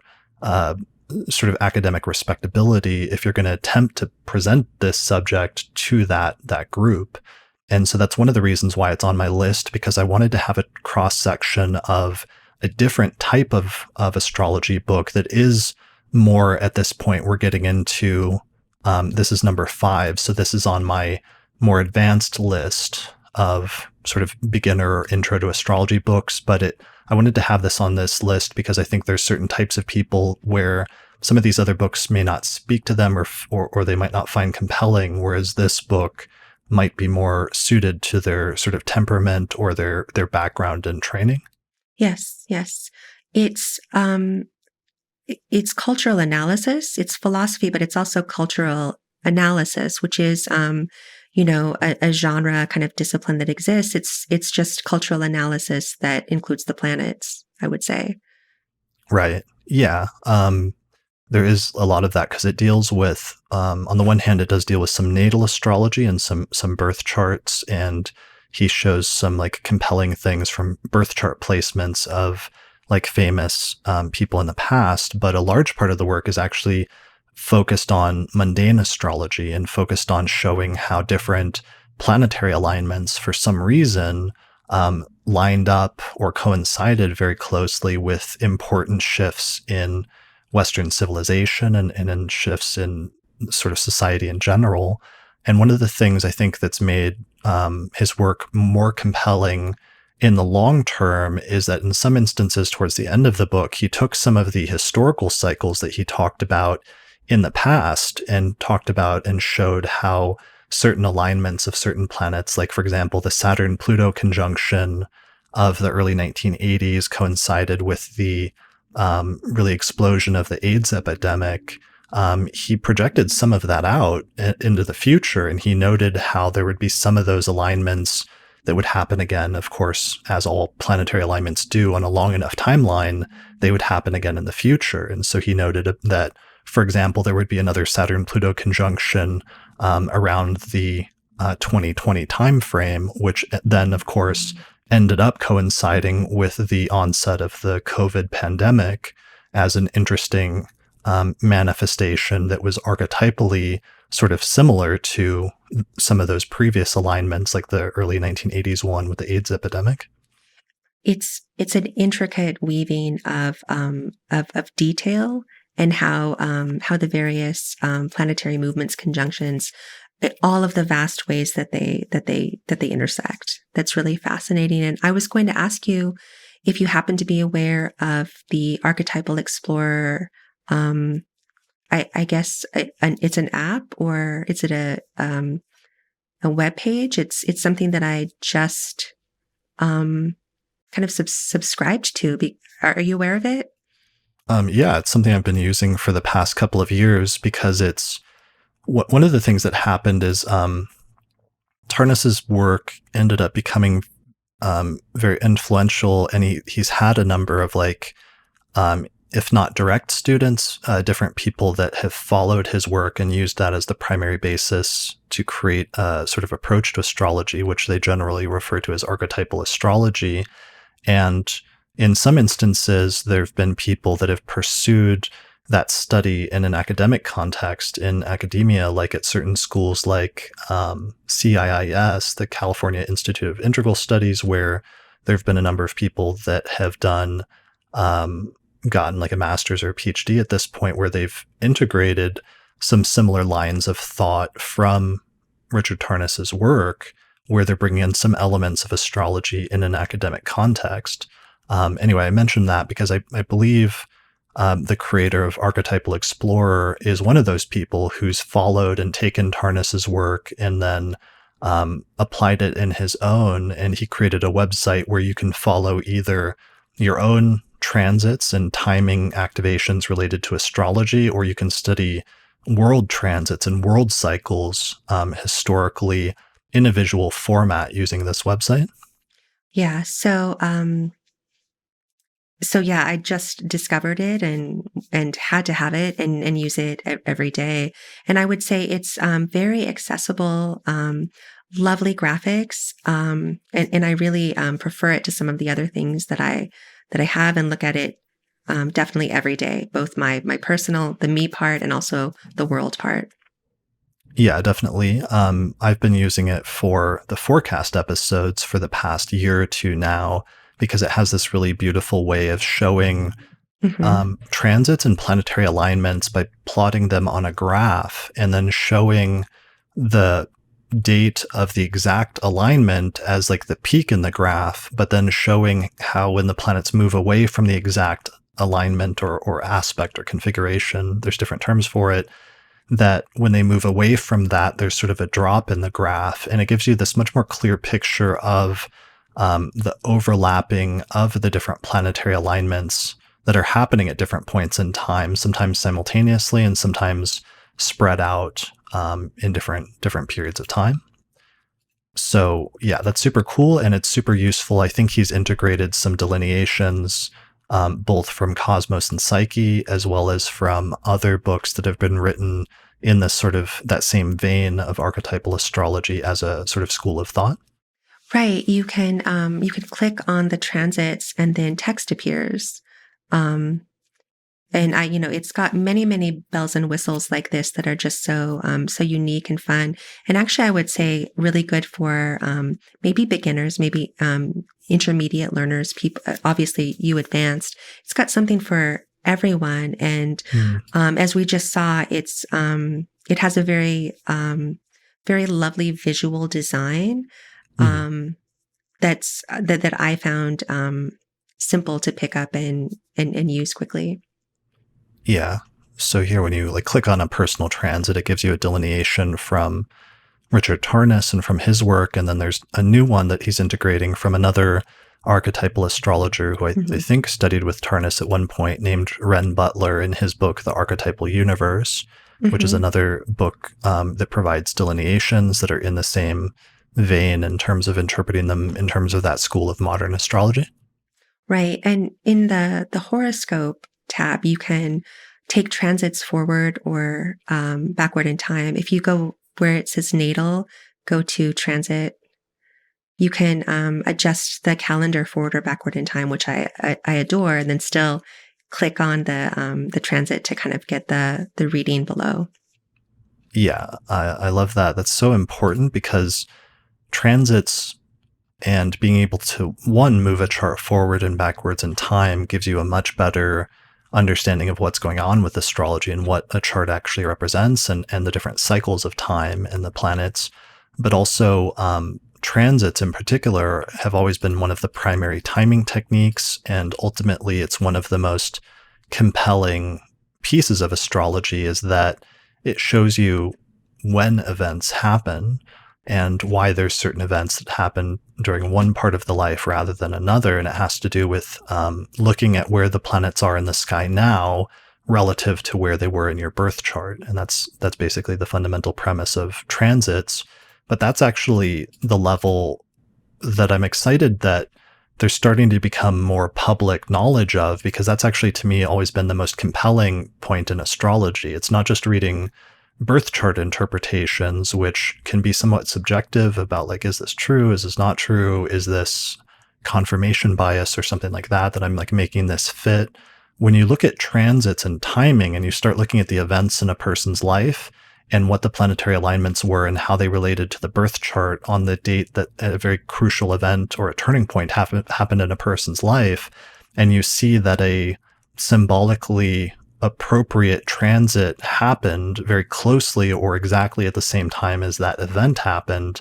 That's when astrology starts getting really impressive and really spooky, because you start seeing that it actually works in a way that shouldn't be possible, or that you wouldn't normally think like that should work, but for some reason it does. It must have to be just kind of maybe a conventional trajectory for any person who enters astrology and who gets into it, that they eventually discover time after time that it does work and it does make sense. And that's, again, another kind of like portal that you have to go through and grapple with how could this be and why, if you want to. But if anyone does start seriously, I would recommend to start doing a diary, because that helps. And I'm a person who had been a kind of fanatic diarist and also a fanatic kind of keeper of dated objects, like every paper I ever wrote all through school and all of this other kind of stuff. And those, I guess, artifacts really helped me put together my own timeline to make sense of things. And also I happen to be 51. So I have quite a long trajectory of life in order to make sense of all of these other kinds of major things that would have been happening, that I really appreciate and love coming to astrology at this point. I think that I might have been far too neurotic, having to enter into it in my 20s and see what was coming, because many times I've been like, I know that I'm okay, and I see the things that I'm analyzing that I've already went through and making sense of what did happen and that I did in fact survive. So yeah, it's again, I just astrology, I recommend it.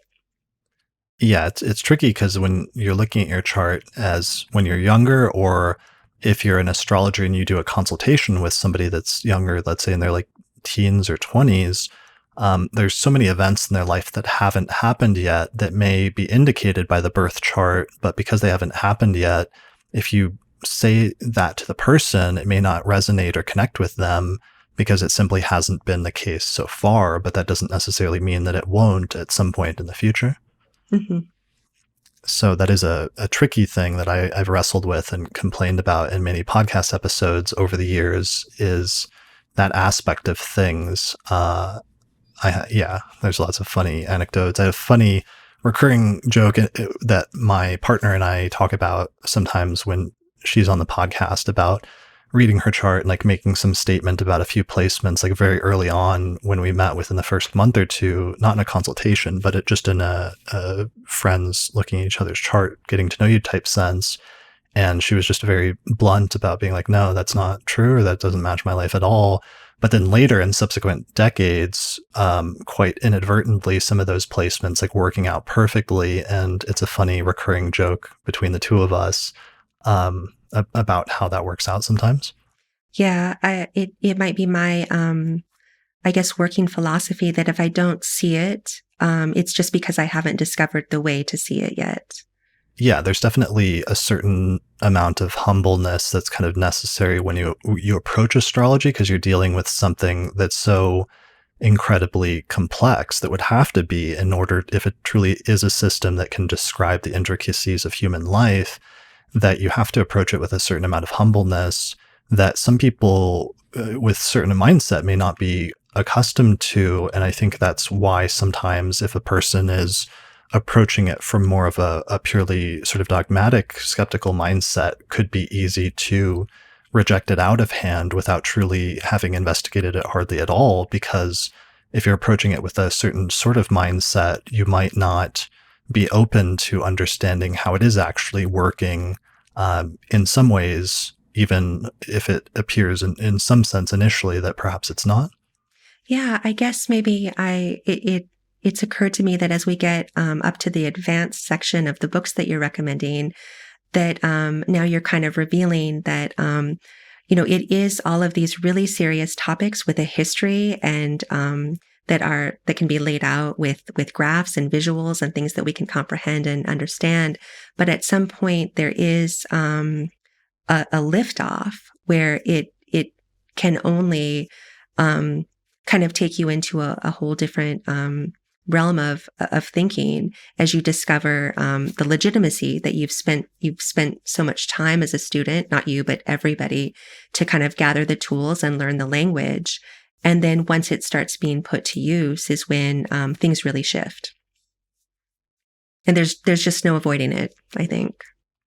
Yeah, and one of the fundamental issues that Tarnas deals with and addresses and tries to wrestle with, that is the reason why his book is on the list and is important and is an important step for every astrologer, is that he deals with the broader philosophical and cosmological questions of, okay, if astrology is a legitimate phenomenon of some sort that does exist in the universe, what does that mean? And what is the nature of the cosmos if that is true?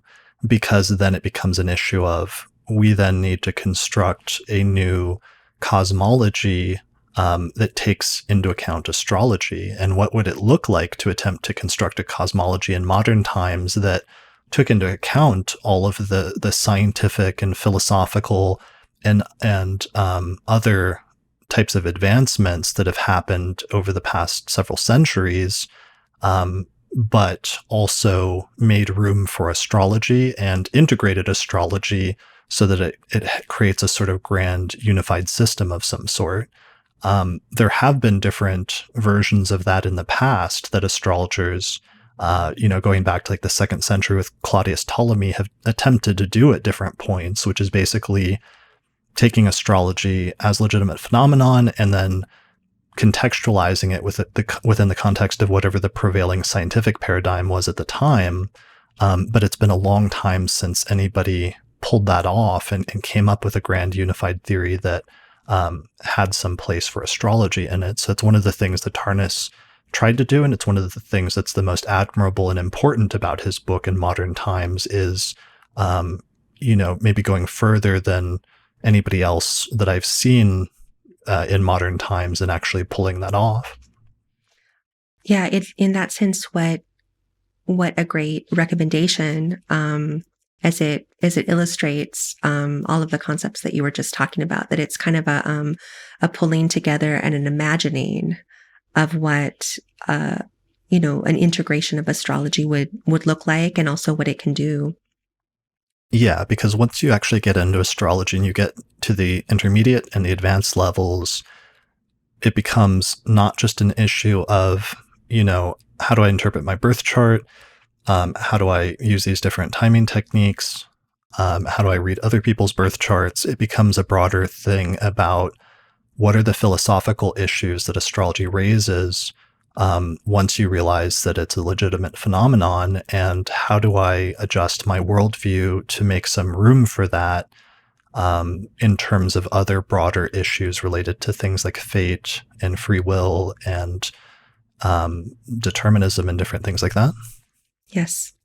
Yeah, so that is why that book is on my list. It's a very thick book. Many people don't necessarily finish it all the way to the end because it goes into a lot of really detailed historical studies and things like that. But as long as you read, especially the first third or half of the book, there's a lot of information that's just packed in there that's super important. I did want to show a slide from a recent episode I did on the planet Saturn, where I used an excerpt from Richard Tarnas's description of Saturn, just to give you a taste of what I was talking about when I was talking about his approach to astrology being archetypal and talking about the many different manifestations of certain things like a planet in order to access the overarching like umbrella concept. So this is a passage from Cosmos and Psyche, 2006. That's the publication date, not 2005. So he says Saturn is, or represents, the principle of limit, structure, contraction, constraint, necessity, hard materiality, concrete manifestation, time, the past, tradition, age, maturity, mortality, the endings of things, gravity and gravitas, weightiness, that which burdens, binds, challenges, fortifies, deepens. The tendency to confine and constrict, to separate, to divide and define, to cut and shorten, to negate and oppose, to strengthen and forge through tension and resistance, to rigidify, to repress, to maintain a conservative and strict authority, to experience difficulty, decline, deprivation, defect, and deficit, defeat, failure, loss, alienation, the labor of existence, suffering, old age, death, the weight of the past, the workings of fate, character, karma, the consequences of past action, error and guilt, punishment, retribution, imprisonment, the sense of no exit, pessimism, inferiority, inhibition, isolation, oppression, and depression, the impulse and capacity for discipline and duty, order, solitude, concentration, conciseness, thoroughness and precision, discrimination and objectivity, restraint and patience, endurance, responsibility, seriousness, authority, wisdom, the harvest of time, effort and experience, the concern with consensus reality, factual correctness, conventional forms and structures, foundations, boundaries, solidity and stability, security and control, rational organization, efficiency, law, right and wrong, judgment, the superego, the dark, cold, heavy, dense, dry, old, slow, distant, the Senex, Chronos, the stern father of the gods. So that is his paragraph on Saturn, and that is a taste of, on the one hand, him trying to describe an overarching concept through its just many, many different manifestations, but through that you start to understand the overarching, almost transcendent concept that cannot be described in just one word on its own, because that transcendent concept has innumerable different manifestations, but there's a similar underlying meaning there that is somehow still consistent, even though it has so many different variations. I'm so glad you shared that because that gives a taste of what I've been trying to describe about the uses of the meanings of the language once you get to know them. And that list perfectly illustrates the vastness, but at the same time, it's pulled together and can be collected under a specific kind of umbrella. It also gives people who would be watching this and looking for the books to read, it gives them a sense of the options that are there to pull that make sense that makes sense for you. And I guess as an aside, as you were reading that, I have a somehow a soft spot for Saturn. I love Saturn in it. There was a kind of almost poetry or glee as you were going through it, and I, with each word, think of how I know it, how I know this either archetype or planet, or however I or anyone else is going to conceptualize it. That it really is a vast force that's as you can see in the listing of the words in the language, that is conceptual, but that also can be very deeply personal in a lot of different ways that might even be sensory or textual, different than just kind of like knowing a basic meaning. So I think that's a great illustration of the kinds of knowledge and maybe opportunities and ways to use this book. Yeah, for sure. And even though I described this initially as like the highest form of modern astrology in some sense, or highest expression, Tarnas is well read enough and is good enough of an academic that he more than other modern astrologers would have done a literature review and did have a understanding of like the long history of the treatment of some of that planet and its different archetypal manifestations and how it's been treated historically than most modern astrologers had. And so for that reason, his paragraph on Saturn actually does represent a very nice sort of blend of some modern and some traditional views on what that planet signifies. So that's a very sort of useful part of his work as well at the same time. Yeah, so that's Cosmos and Psyche. It's not going to be for everyone, but it's a good book to wrestle with and try to tackle if you can at some point relatively early in your studies, because he also gives just a very good treatment of the outer planets, maybe more so than any other book on this list, the planets Uranus, Neptune, and Pluto, by looking at some of their historical alignments. And through that, I think it's a good, it will expose you very early on to a very good treatment of that is not necessarily, it's also not overly new agey or sort of like spiritual in its orientation, which can be some modern astrologers' orientation. But for him, it's not, it doesn't necessarily have that backdrop per se, which is kind of an important point. Yeah, not at all. It feels very like a kind of academic cultural analysis to me. Right. Yeah. And I think that'll just speak to some people that have that kind of background or that sort of academic training or interest or an affinity for that approach more than some of the other books on the list. Okay. So that brings us, I think, to the final book on my list. And we had a little discussion about this when we first were talking about doing this. And you were asking me, and I think encouraging me to mention my own book, right? Yeah, it's one of the. I mean, I knew that I would be asking astrology experts, but this is one of the books that I felt would be essential for this list. And the other one, I think you mentioned Alice Sparkly Cat earlier. We're not going to talk about that one, but the other one is post-colonial astrology, and then Hellenistic astrology, study of. I don't want to get the title wrong. The Study of Fate and Fortune. And I just want to show off my own copy. Now, this is not one that I read like a novel. This is one that I take notes on and actually literally study for sure. Yeah, it is not light bedtime reading. And I usually, when it first came out, I would advise people not to read it in bed vertically, because you drop it on your head, like you will end up with a serious concussion because it's like a 700-page tome. Yeah, so number 6 on the list is, even though I feel it's a little weird, it might be a little tacky recommending one's own book. No, I insisted. So this is me. It's not tacky at all. I think that this definitely needs to be here. Okay, so book 6 on our list, especially once we get to the more advanced section of the last 2 books, is titled Hellenistic Astrology, The Study of Fate and Fortune by Chris Brennan, which was published on February 10th, 2017. And in this book, I spent 10 years studying this ancient tradition of astrology from 2,000 years ago and going back and trying to reconstruct what the origins of Western astrology were. And I had a funny story with that where I learned astrology starting in 1999 and 2000, and I was still in high school, and I quickly started found that this was my passion and started studying astrology books like way more than I was studying the books I should have been studying while I was still in high school.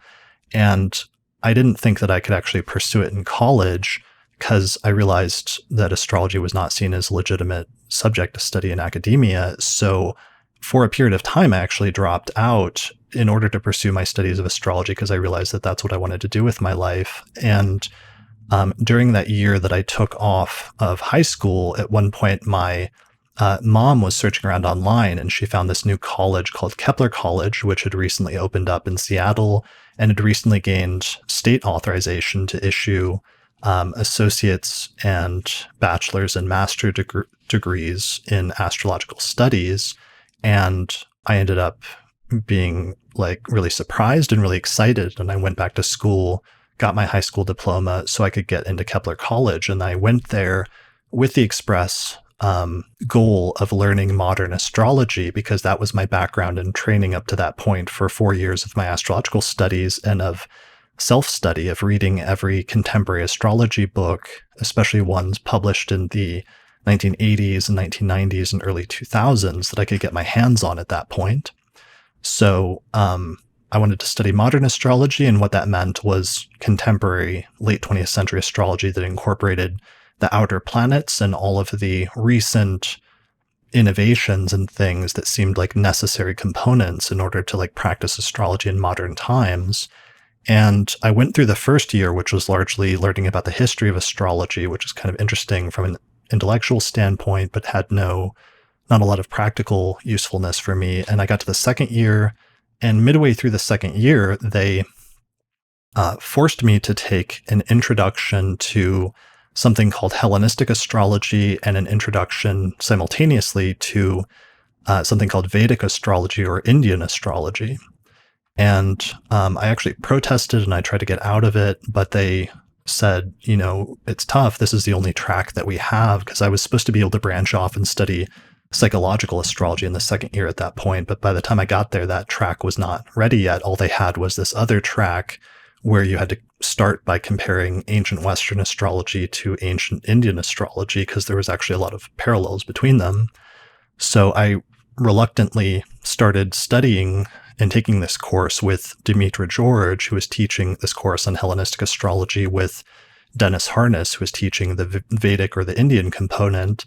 And very quickly, within a matter of like 2 or 3 weeks, I immediately fell in love with it. And I found through reading translations of some of the ancient texts from Greek and Latin that were prepared by Robert Schmidt of the Project Hindsight Translation Project, together with some of Demetra George's study notes and lessons that were meant to go along with and add commentary and to sort of like guide you into studying some of these ancient texts, I very quickly realized that there was a lot of very useful information in studying the ancient astrological texts, and that my preconceptions about this whole practice were completely wrong, and that it wasn't completely like outdated and no longer useful and all these other things, but in fact, there were a number of techniques from ancient astrology that simply hadn't been transmitted to us over the past 2,000 years because the history of astrology was so long and checkered, and it turned out that there was a bunch of useful stuff that was lying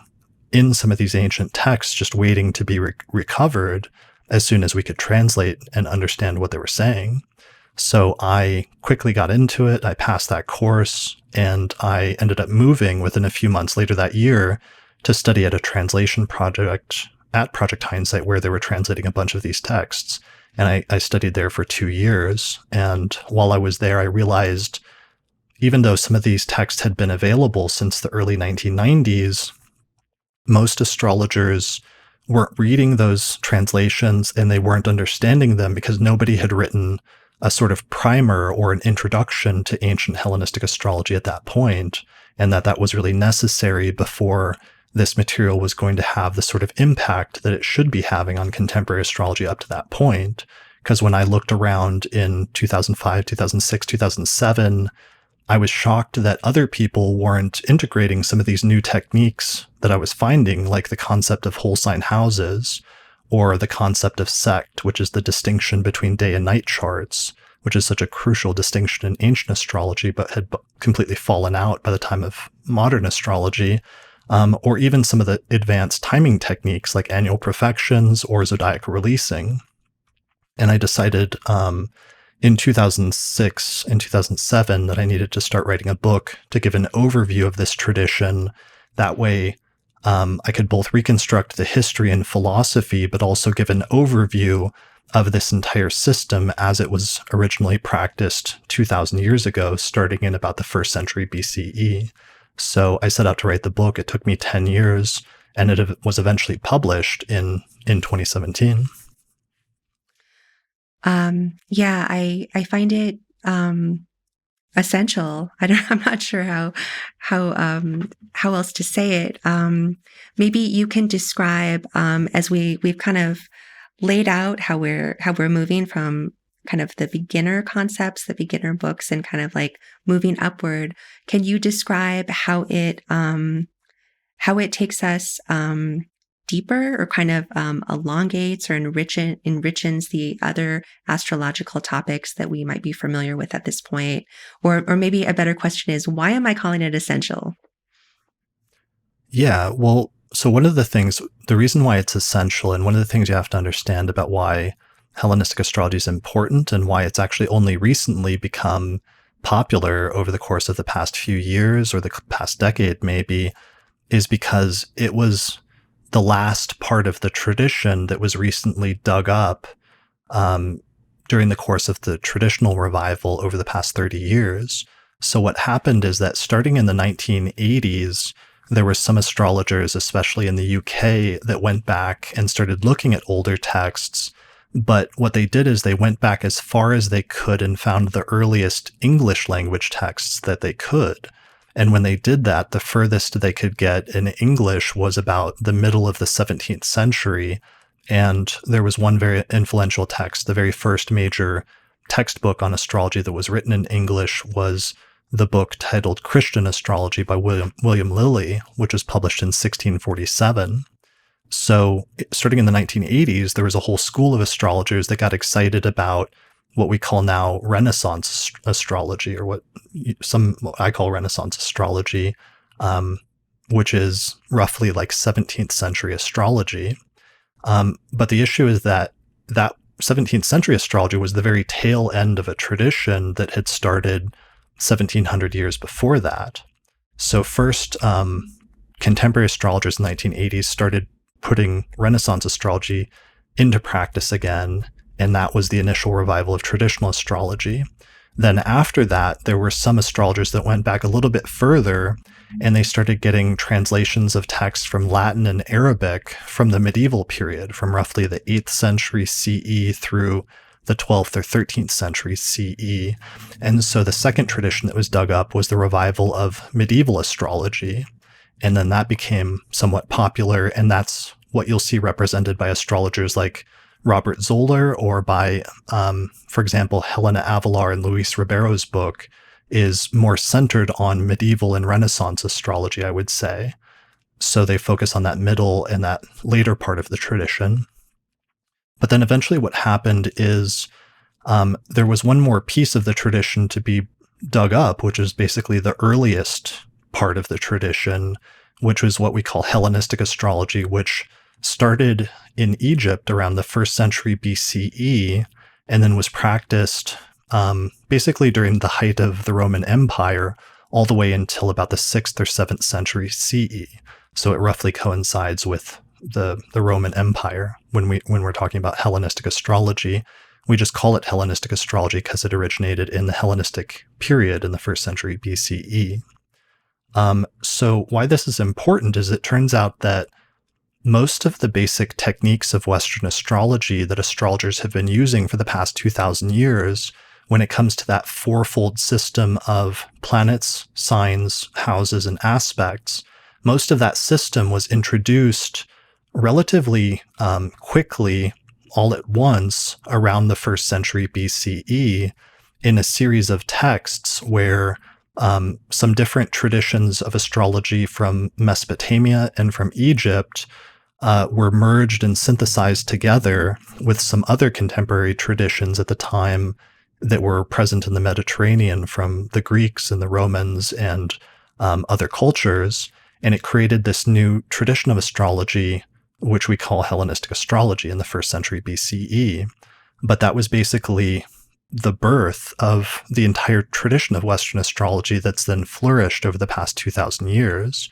So by studying Hellenistic astrology, we're going back to the original source of the entirety of the Western astrological tradition and finding the reason why we have many of the concepts that are taken for granted by astrologers today in modern times, but that they've long since forgotten the origins of because they're buried in just over 2,000 years of history.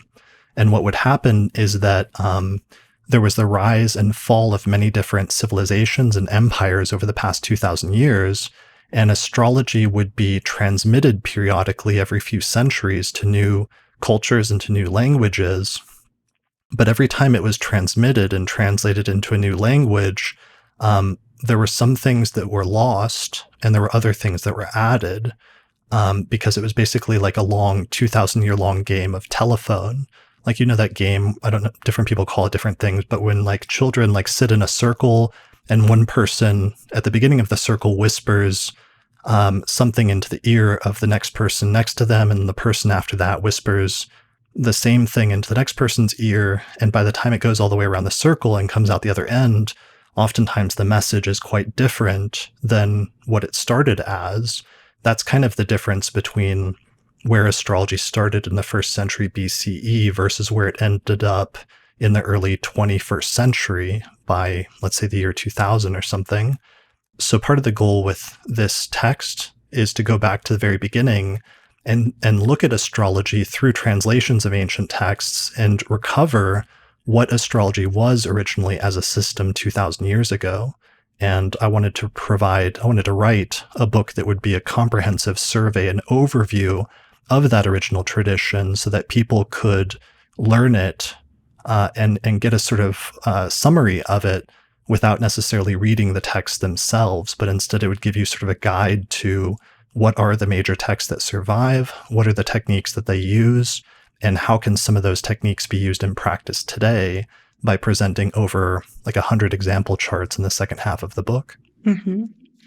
And it's incredibly thorough, incredibly well researched, very clear in the way that it's laid out in terms of the history of these texts, as you just described.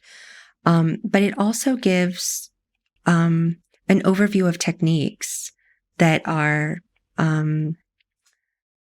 that are extremely useful, that I think it's important, at least for me, to have an understanding of how to use these techniques as in addition to where they come from or how they derive. So, I was thinking, do you want to talk about some of the techniques that you go over? I mean, there's so many that just kind of pulled it all together for me in terms of this language that we started out talking about and how I might utilize it, and adding so much kind of complexity and nuance, or these kind of prismatic aspects, I would say, all of these other dimensions of the ways that the planets operate, the ways that the chart enacts. Yeah, I mean, I wanted to present an overview of basically everything, and that was always my goal writing the book. Was some people suggested that I break it into different volumes because it was so massive, but I always had this vision of no, I want to cover everything in one book, even if it's a very large book.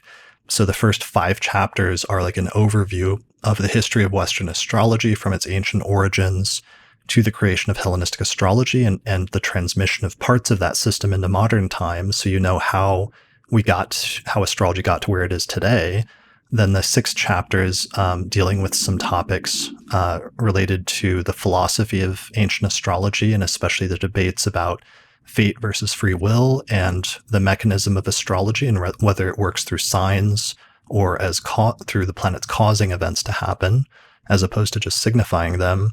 And then the technical part of the book is loosely broken into 3 parts. One is the next 4 chapters deal with basic concepts and all of the basic things that you need to know about the fourfold system of the planets, and a whole chapter on the planets and what they mean and different techniques associated with them, including the technique known as sect, or the distinction between day and night charts. Then I go into the signs of the zodiac and their original meanings and different things like the rulership system and what the conceptual motivation for the rulership system was and why certain planets are associated with or are said to rule certain signs of the zodiac. Then I go into the concept of aspects, which is configurations or relationships between planets, and I show how that evolved partially out of ancient optical theories and different notions about what it takes for planets to have a relationship with each other versus not having a relationship. And then eventually I go into the system of the 12 houses and where we get the significations of each of the 12 houses from and what the houses originally meant and why they meant those things. So after that, I start getting into intermediate concepts, which is bringing all of those pieces together and how to synthesize them by looking at things like the ruler of the ascendant and how that indicates part of the native's overall direction in life. And then getting into other concepts like the rulers of other houses, which shows interactions between different parts of the life, like when the ruler of the 7th house of relationships is in the 10th house of career. And then finally, I get into more advanced concepts like the bonification and maltreatment conditions, which is determining how the planets are functioning in the chart and whether they're functioning in a way that's working out constructively or whether it's working out in a way that's in some ways disadvantageous to the native or some parts of their life.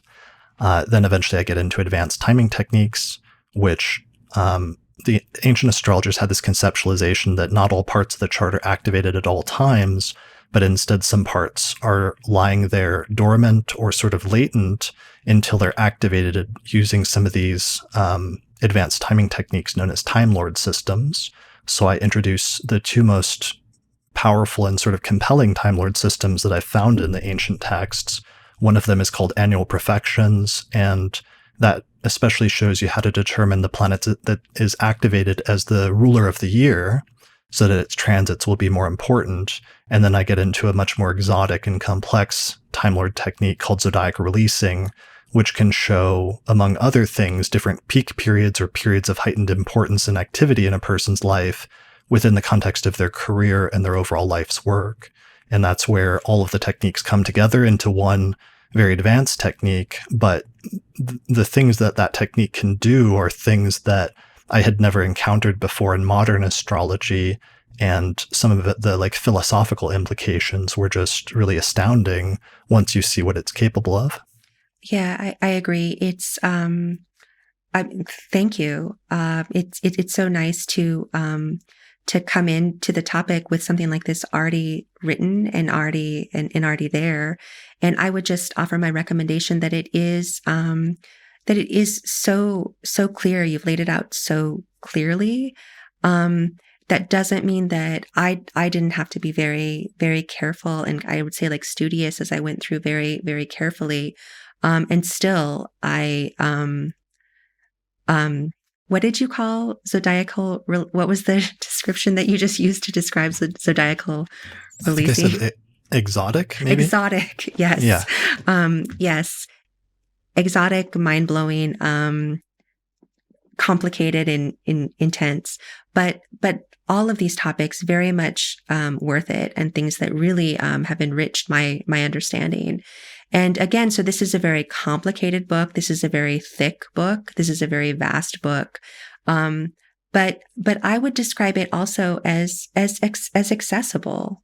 You need to have the foundation, and then you come to it, and it will, I'd say, enliven and enrich any astrological student or aficionado or enthusiast, anyone with a passion for the topic. This is essential, and because it is the kind of roadmap or way to get to those really wow moments that are complicated, but that we can understand, and then give us a whole different sense of our own life and the cosmos, as you were saying. Yeah, and part of the reason I wrote the book is basically I wanted to write the book that I wish that I had when I started studying ancient astrology, but that didn't exist, and that I knew that there was a need for, and I sort of looked around and there was nobody else that was going to do it anytime in the near future. So it was something I took on as a 10-year project in my life. But that's the reason why I can sort of justify the almost like navel gazing of recommending my own book on this list. And it's because it's a book that was necessary in order to truly understand what Western astrology is and where it came from and what it's capable of. And that's why it's important, but it's also somewhat advanced. One of the things, though, in terms of the writing is because I wrote it over like a 10-year period of my life, one of the things that was funny is by the time I was getting to the later parts of that project, my voice in how I wrote and expressed myself had gone through different changes, and it changed so much over the years. And I'd learned how to write better over the years, both from writing academic articles, but also from writing blog articles from years and learning how to convey things more concisely and in a way that was more understandable, as well as through teaching. I had been teaching an online course on Hellenistic astrology for years up to this point, so that in the final year, I actually took a year off. I saved up a bunch of money as much as I could, and I took a year off from doing consultations, and I started over, and I started the manuscript of the book over from scratch and rewrote it from scratch in order to adopt a more consistent tone throughout the book. And that's one of the reasons why, even though it's a very dense book, I think people like it because it's still understandable and it's still approachable, and you can like sit and read and understand it.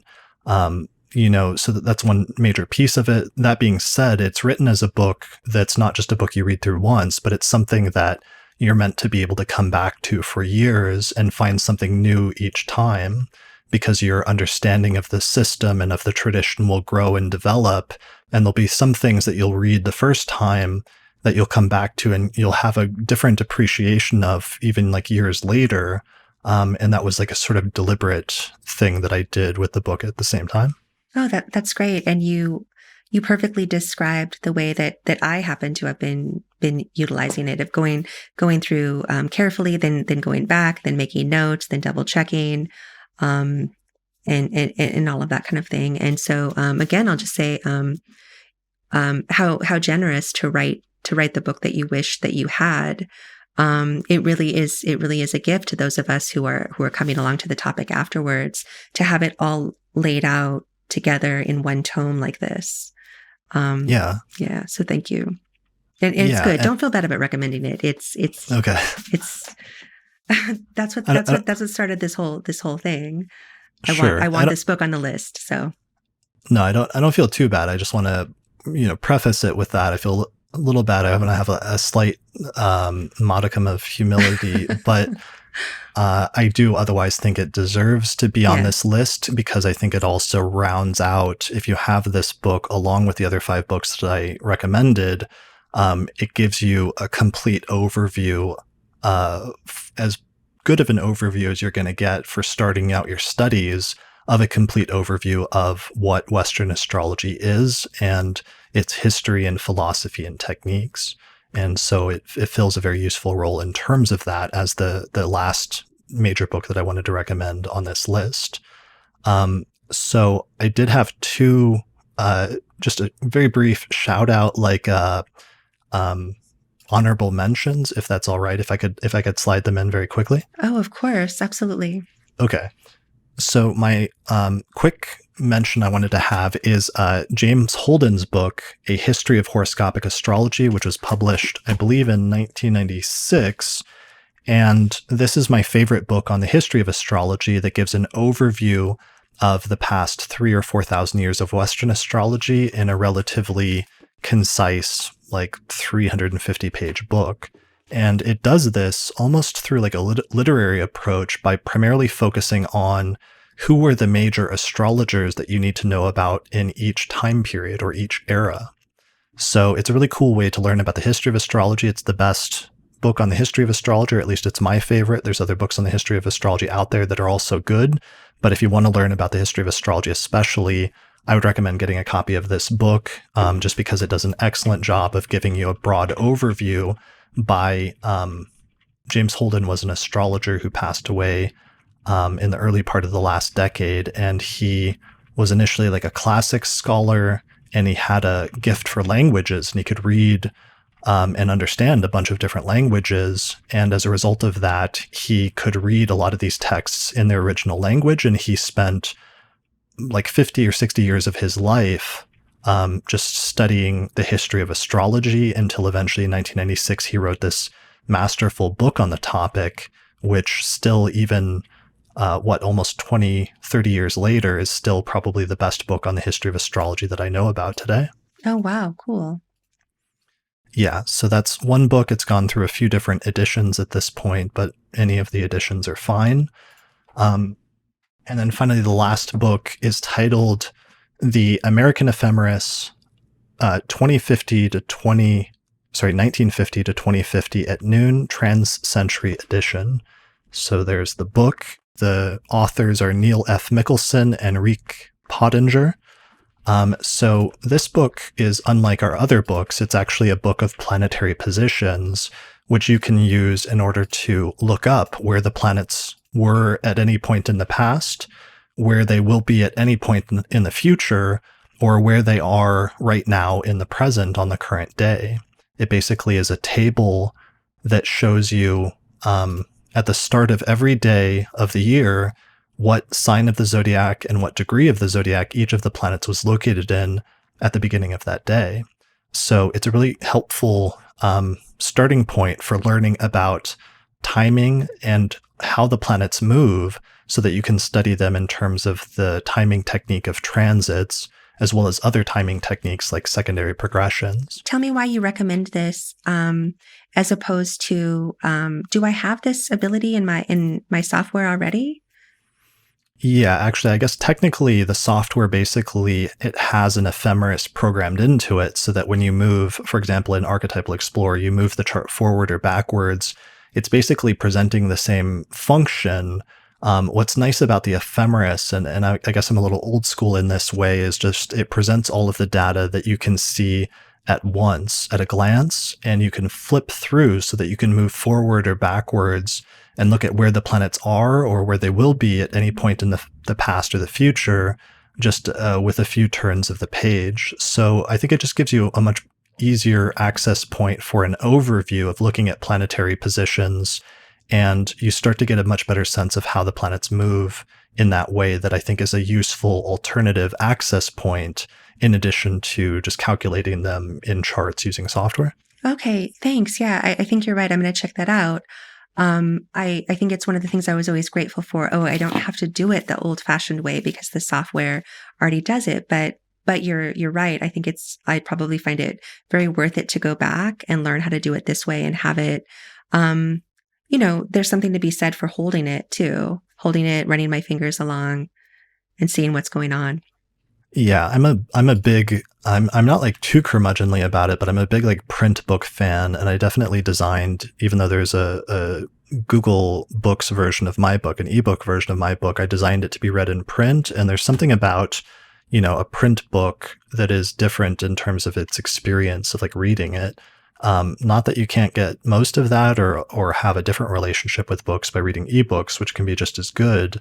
But especially with the print ephemeris, like a lot of astrologers that I talk to feels like it gives you a different access point into understanding the movements of the planets and especially understanding planetary transits. Okay. Yeah, so when it comes to an ephemeris, I did an episode a few months ago with Patrick Watson. It was episode 304 titled How to Read an Ephemeris, where we sort of go through and just show you like what an ephemeris is and how to use it, which is kind of useful if you do end up getting one of these. This is basically what an ephemeris is. It's just one of these books of planetary tables and just a list of data of the planetary movements through the signs of the zodiac. But it's hard to explain before you get one why it is useful, but I would just recommend that people do pick one up at some point relatively early in their studies.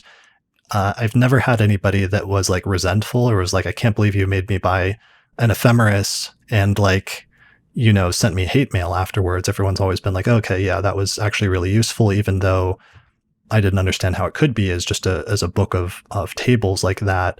Once you get into timing techniques with astrology, especially transits, you really start to understand how valuable it is to read the ephemeris and develop an ability to flip through it easily and read the information that you're looking at. Oh, nice. I mean, I'm sure I would need to look at the episode that you just recommended to kind of take me through, but yeah, it also sounds fascinating. So thank you. Yeah. So I think that's it in terms of my list of like my top astrology books. This is my current list, and thanks for this opportunity to do this, and thanks for like having this very surprisingly unplanned, impromptu, and long astrology conversation. I guess if you were a listener of the podcast, or if you've listened to previous episodes, you kind of like, maybe you thought this was going to be a 25-minute discussion, but I mean, you aren't completely like caught off guard, but now you understand how it happens. I was caught off guard. I can say that Okay. I'm so glad that I didn't know, or I would have been too nervous to go forward. But I kind of realized, oh well, we're gonna take our time, as I was already in the midst of it. So I just kind of was able to go with the flow. Okay. And Well, thank you. it was really fascinating and wonderful to talk to you. And the list is going to be a very very truncated version of this conversation, but that will also be so useful for anyone who takes a look. And I hope this conversation, wherever it ends up, is really useful for folks as well. Yeah, for sure. Thanks for giving me the opportunity to have this discussion and to sort of update and revise a list that I've put out with some of these books in the past, but that I'd been looking for an opportunity to do like a revised one that was up to date as of 2021 in terms of my current top picks for like the best astrology books for beginners. So thanks for that opportunity. My pleasure. All right. Well, good luck with the article. I'll put a link to it once it's out below the description for this episode. And I look forward to seeing that article and some of the others that you're working on. So thanks a lot for joining me. Okay. All right. Bye-bye. All right. Thanks everyone for listening to this episode of the Astrology Podcast, or whatever this episode ends up being. And we'll see you again next time. Special thanks to all the patrons that supported the production of this episode of the podcast through our page on patreon.com. In particular, thanks to the patrons on our producers tier, including Nate Craddock, Thomas Miller, Catherine Conroy, Christy Moe, Ariana Amour, Mandy Ray, Angelique Nambo, Sumo Kopic, Issa Sabah, Jake Otero, Morgan McKinsey, and Kristen Otero. If you like the work that I'm doing here on the podcast and you would like to find a way to support it, then please consider becoming a patron through my page on patreon.com. And in exchange, you'll get access to bonus content such as early access to new episodes, the ability to attend the live recording of the month ahead forecast each month, access to a private monthly auspicious elections report that we put out each month, access to exclusive episodes that are only available for patrons, or you can also get your name listed in the credits at the end of each episode. For more information, go to patreon.com/astrologypodcast. The main software we use here on the podcast to look at astrological charts is called SolarFire for Windows, which is available at alabe.com, and you can use the promo code AP15 to get a 15% discount. For Mac users, we use a similar set of software by the same programming team called AstroGold for Mac OS, which is available from astrogold.io, and you can use the promo code AstroPodcast15 to get a 15% discount on that as well. If you would like to learn more about the approach to astrology that I outline on the podcast, then you should check out my book titled Hellenistic Astrology, The Study of Fate and Fortune, where I traced the origins of Western astrology and reconstructed the original system that was developed about 2,000 years ago. And in this book, I outline basic concepts, but also take you into intermediate and advanced techniques for reading a birth chart, including some timing techniques. So you can find out more about the book at hellenisticastrology.com/book. The book pairs very well with my online course on ancient astrology called the Hellenistic Astrology Course, which has over 100 hours of video lectures where I go into detail about teaching you how to read a birth chart and showing hundreds of example charts in order to really demonstrate how the techniques work in practice. So find out more information about that at theastrologyschool.com. And finally, special thanks to our sponsors, including the Mountain Astrologer magazine, which is available at mountainastrologer.com, the Honeycomb Collective Personal Astrological Almanacs, available at honeycomb.co, the Portland School of Astrology at portlandastrology.org, and the AstroGold Astrology app, which is available for iPhone and Android. You can find out more information about that at astrogold.io.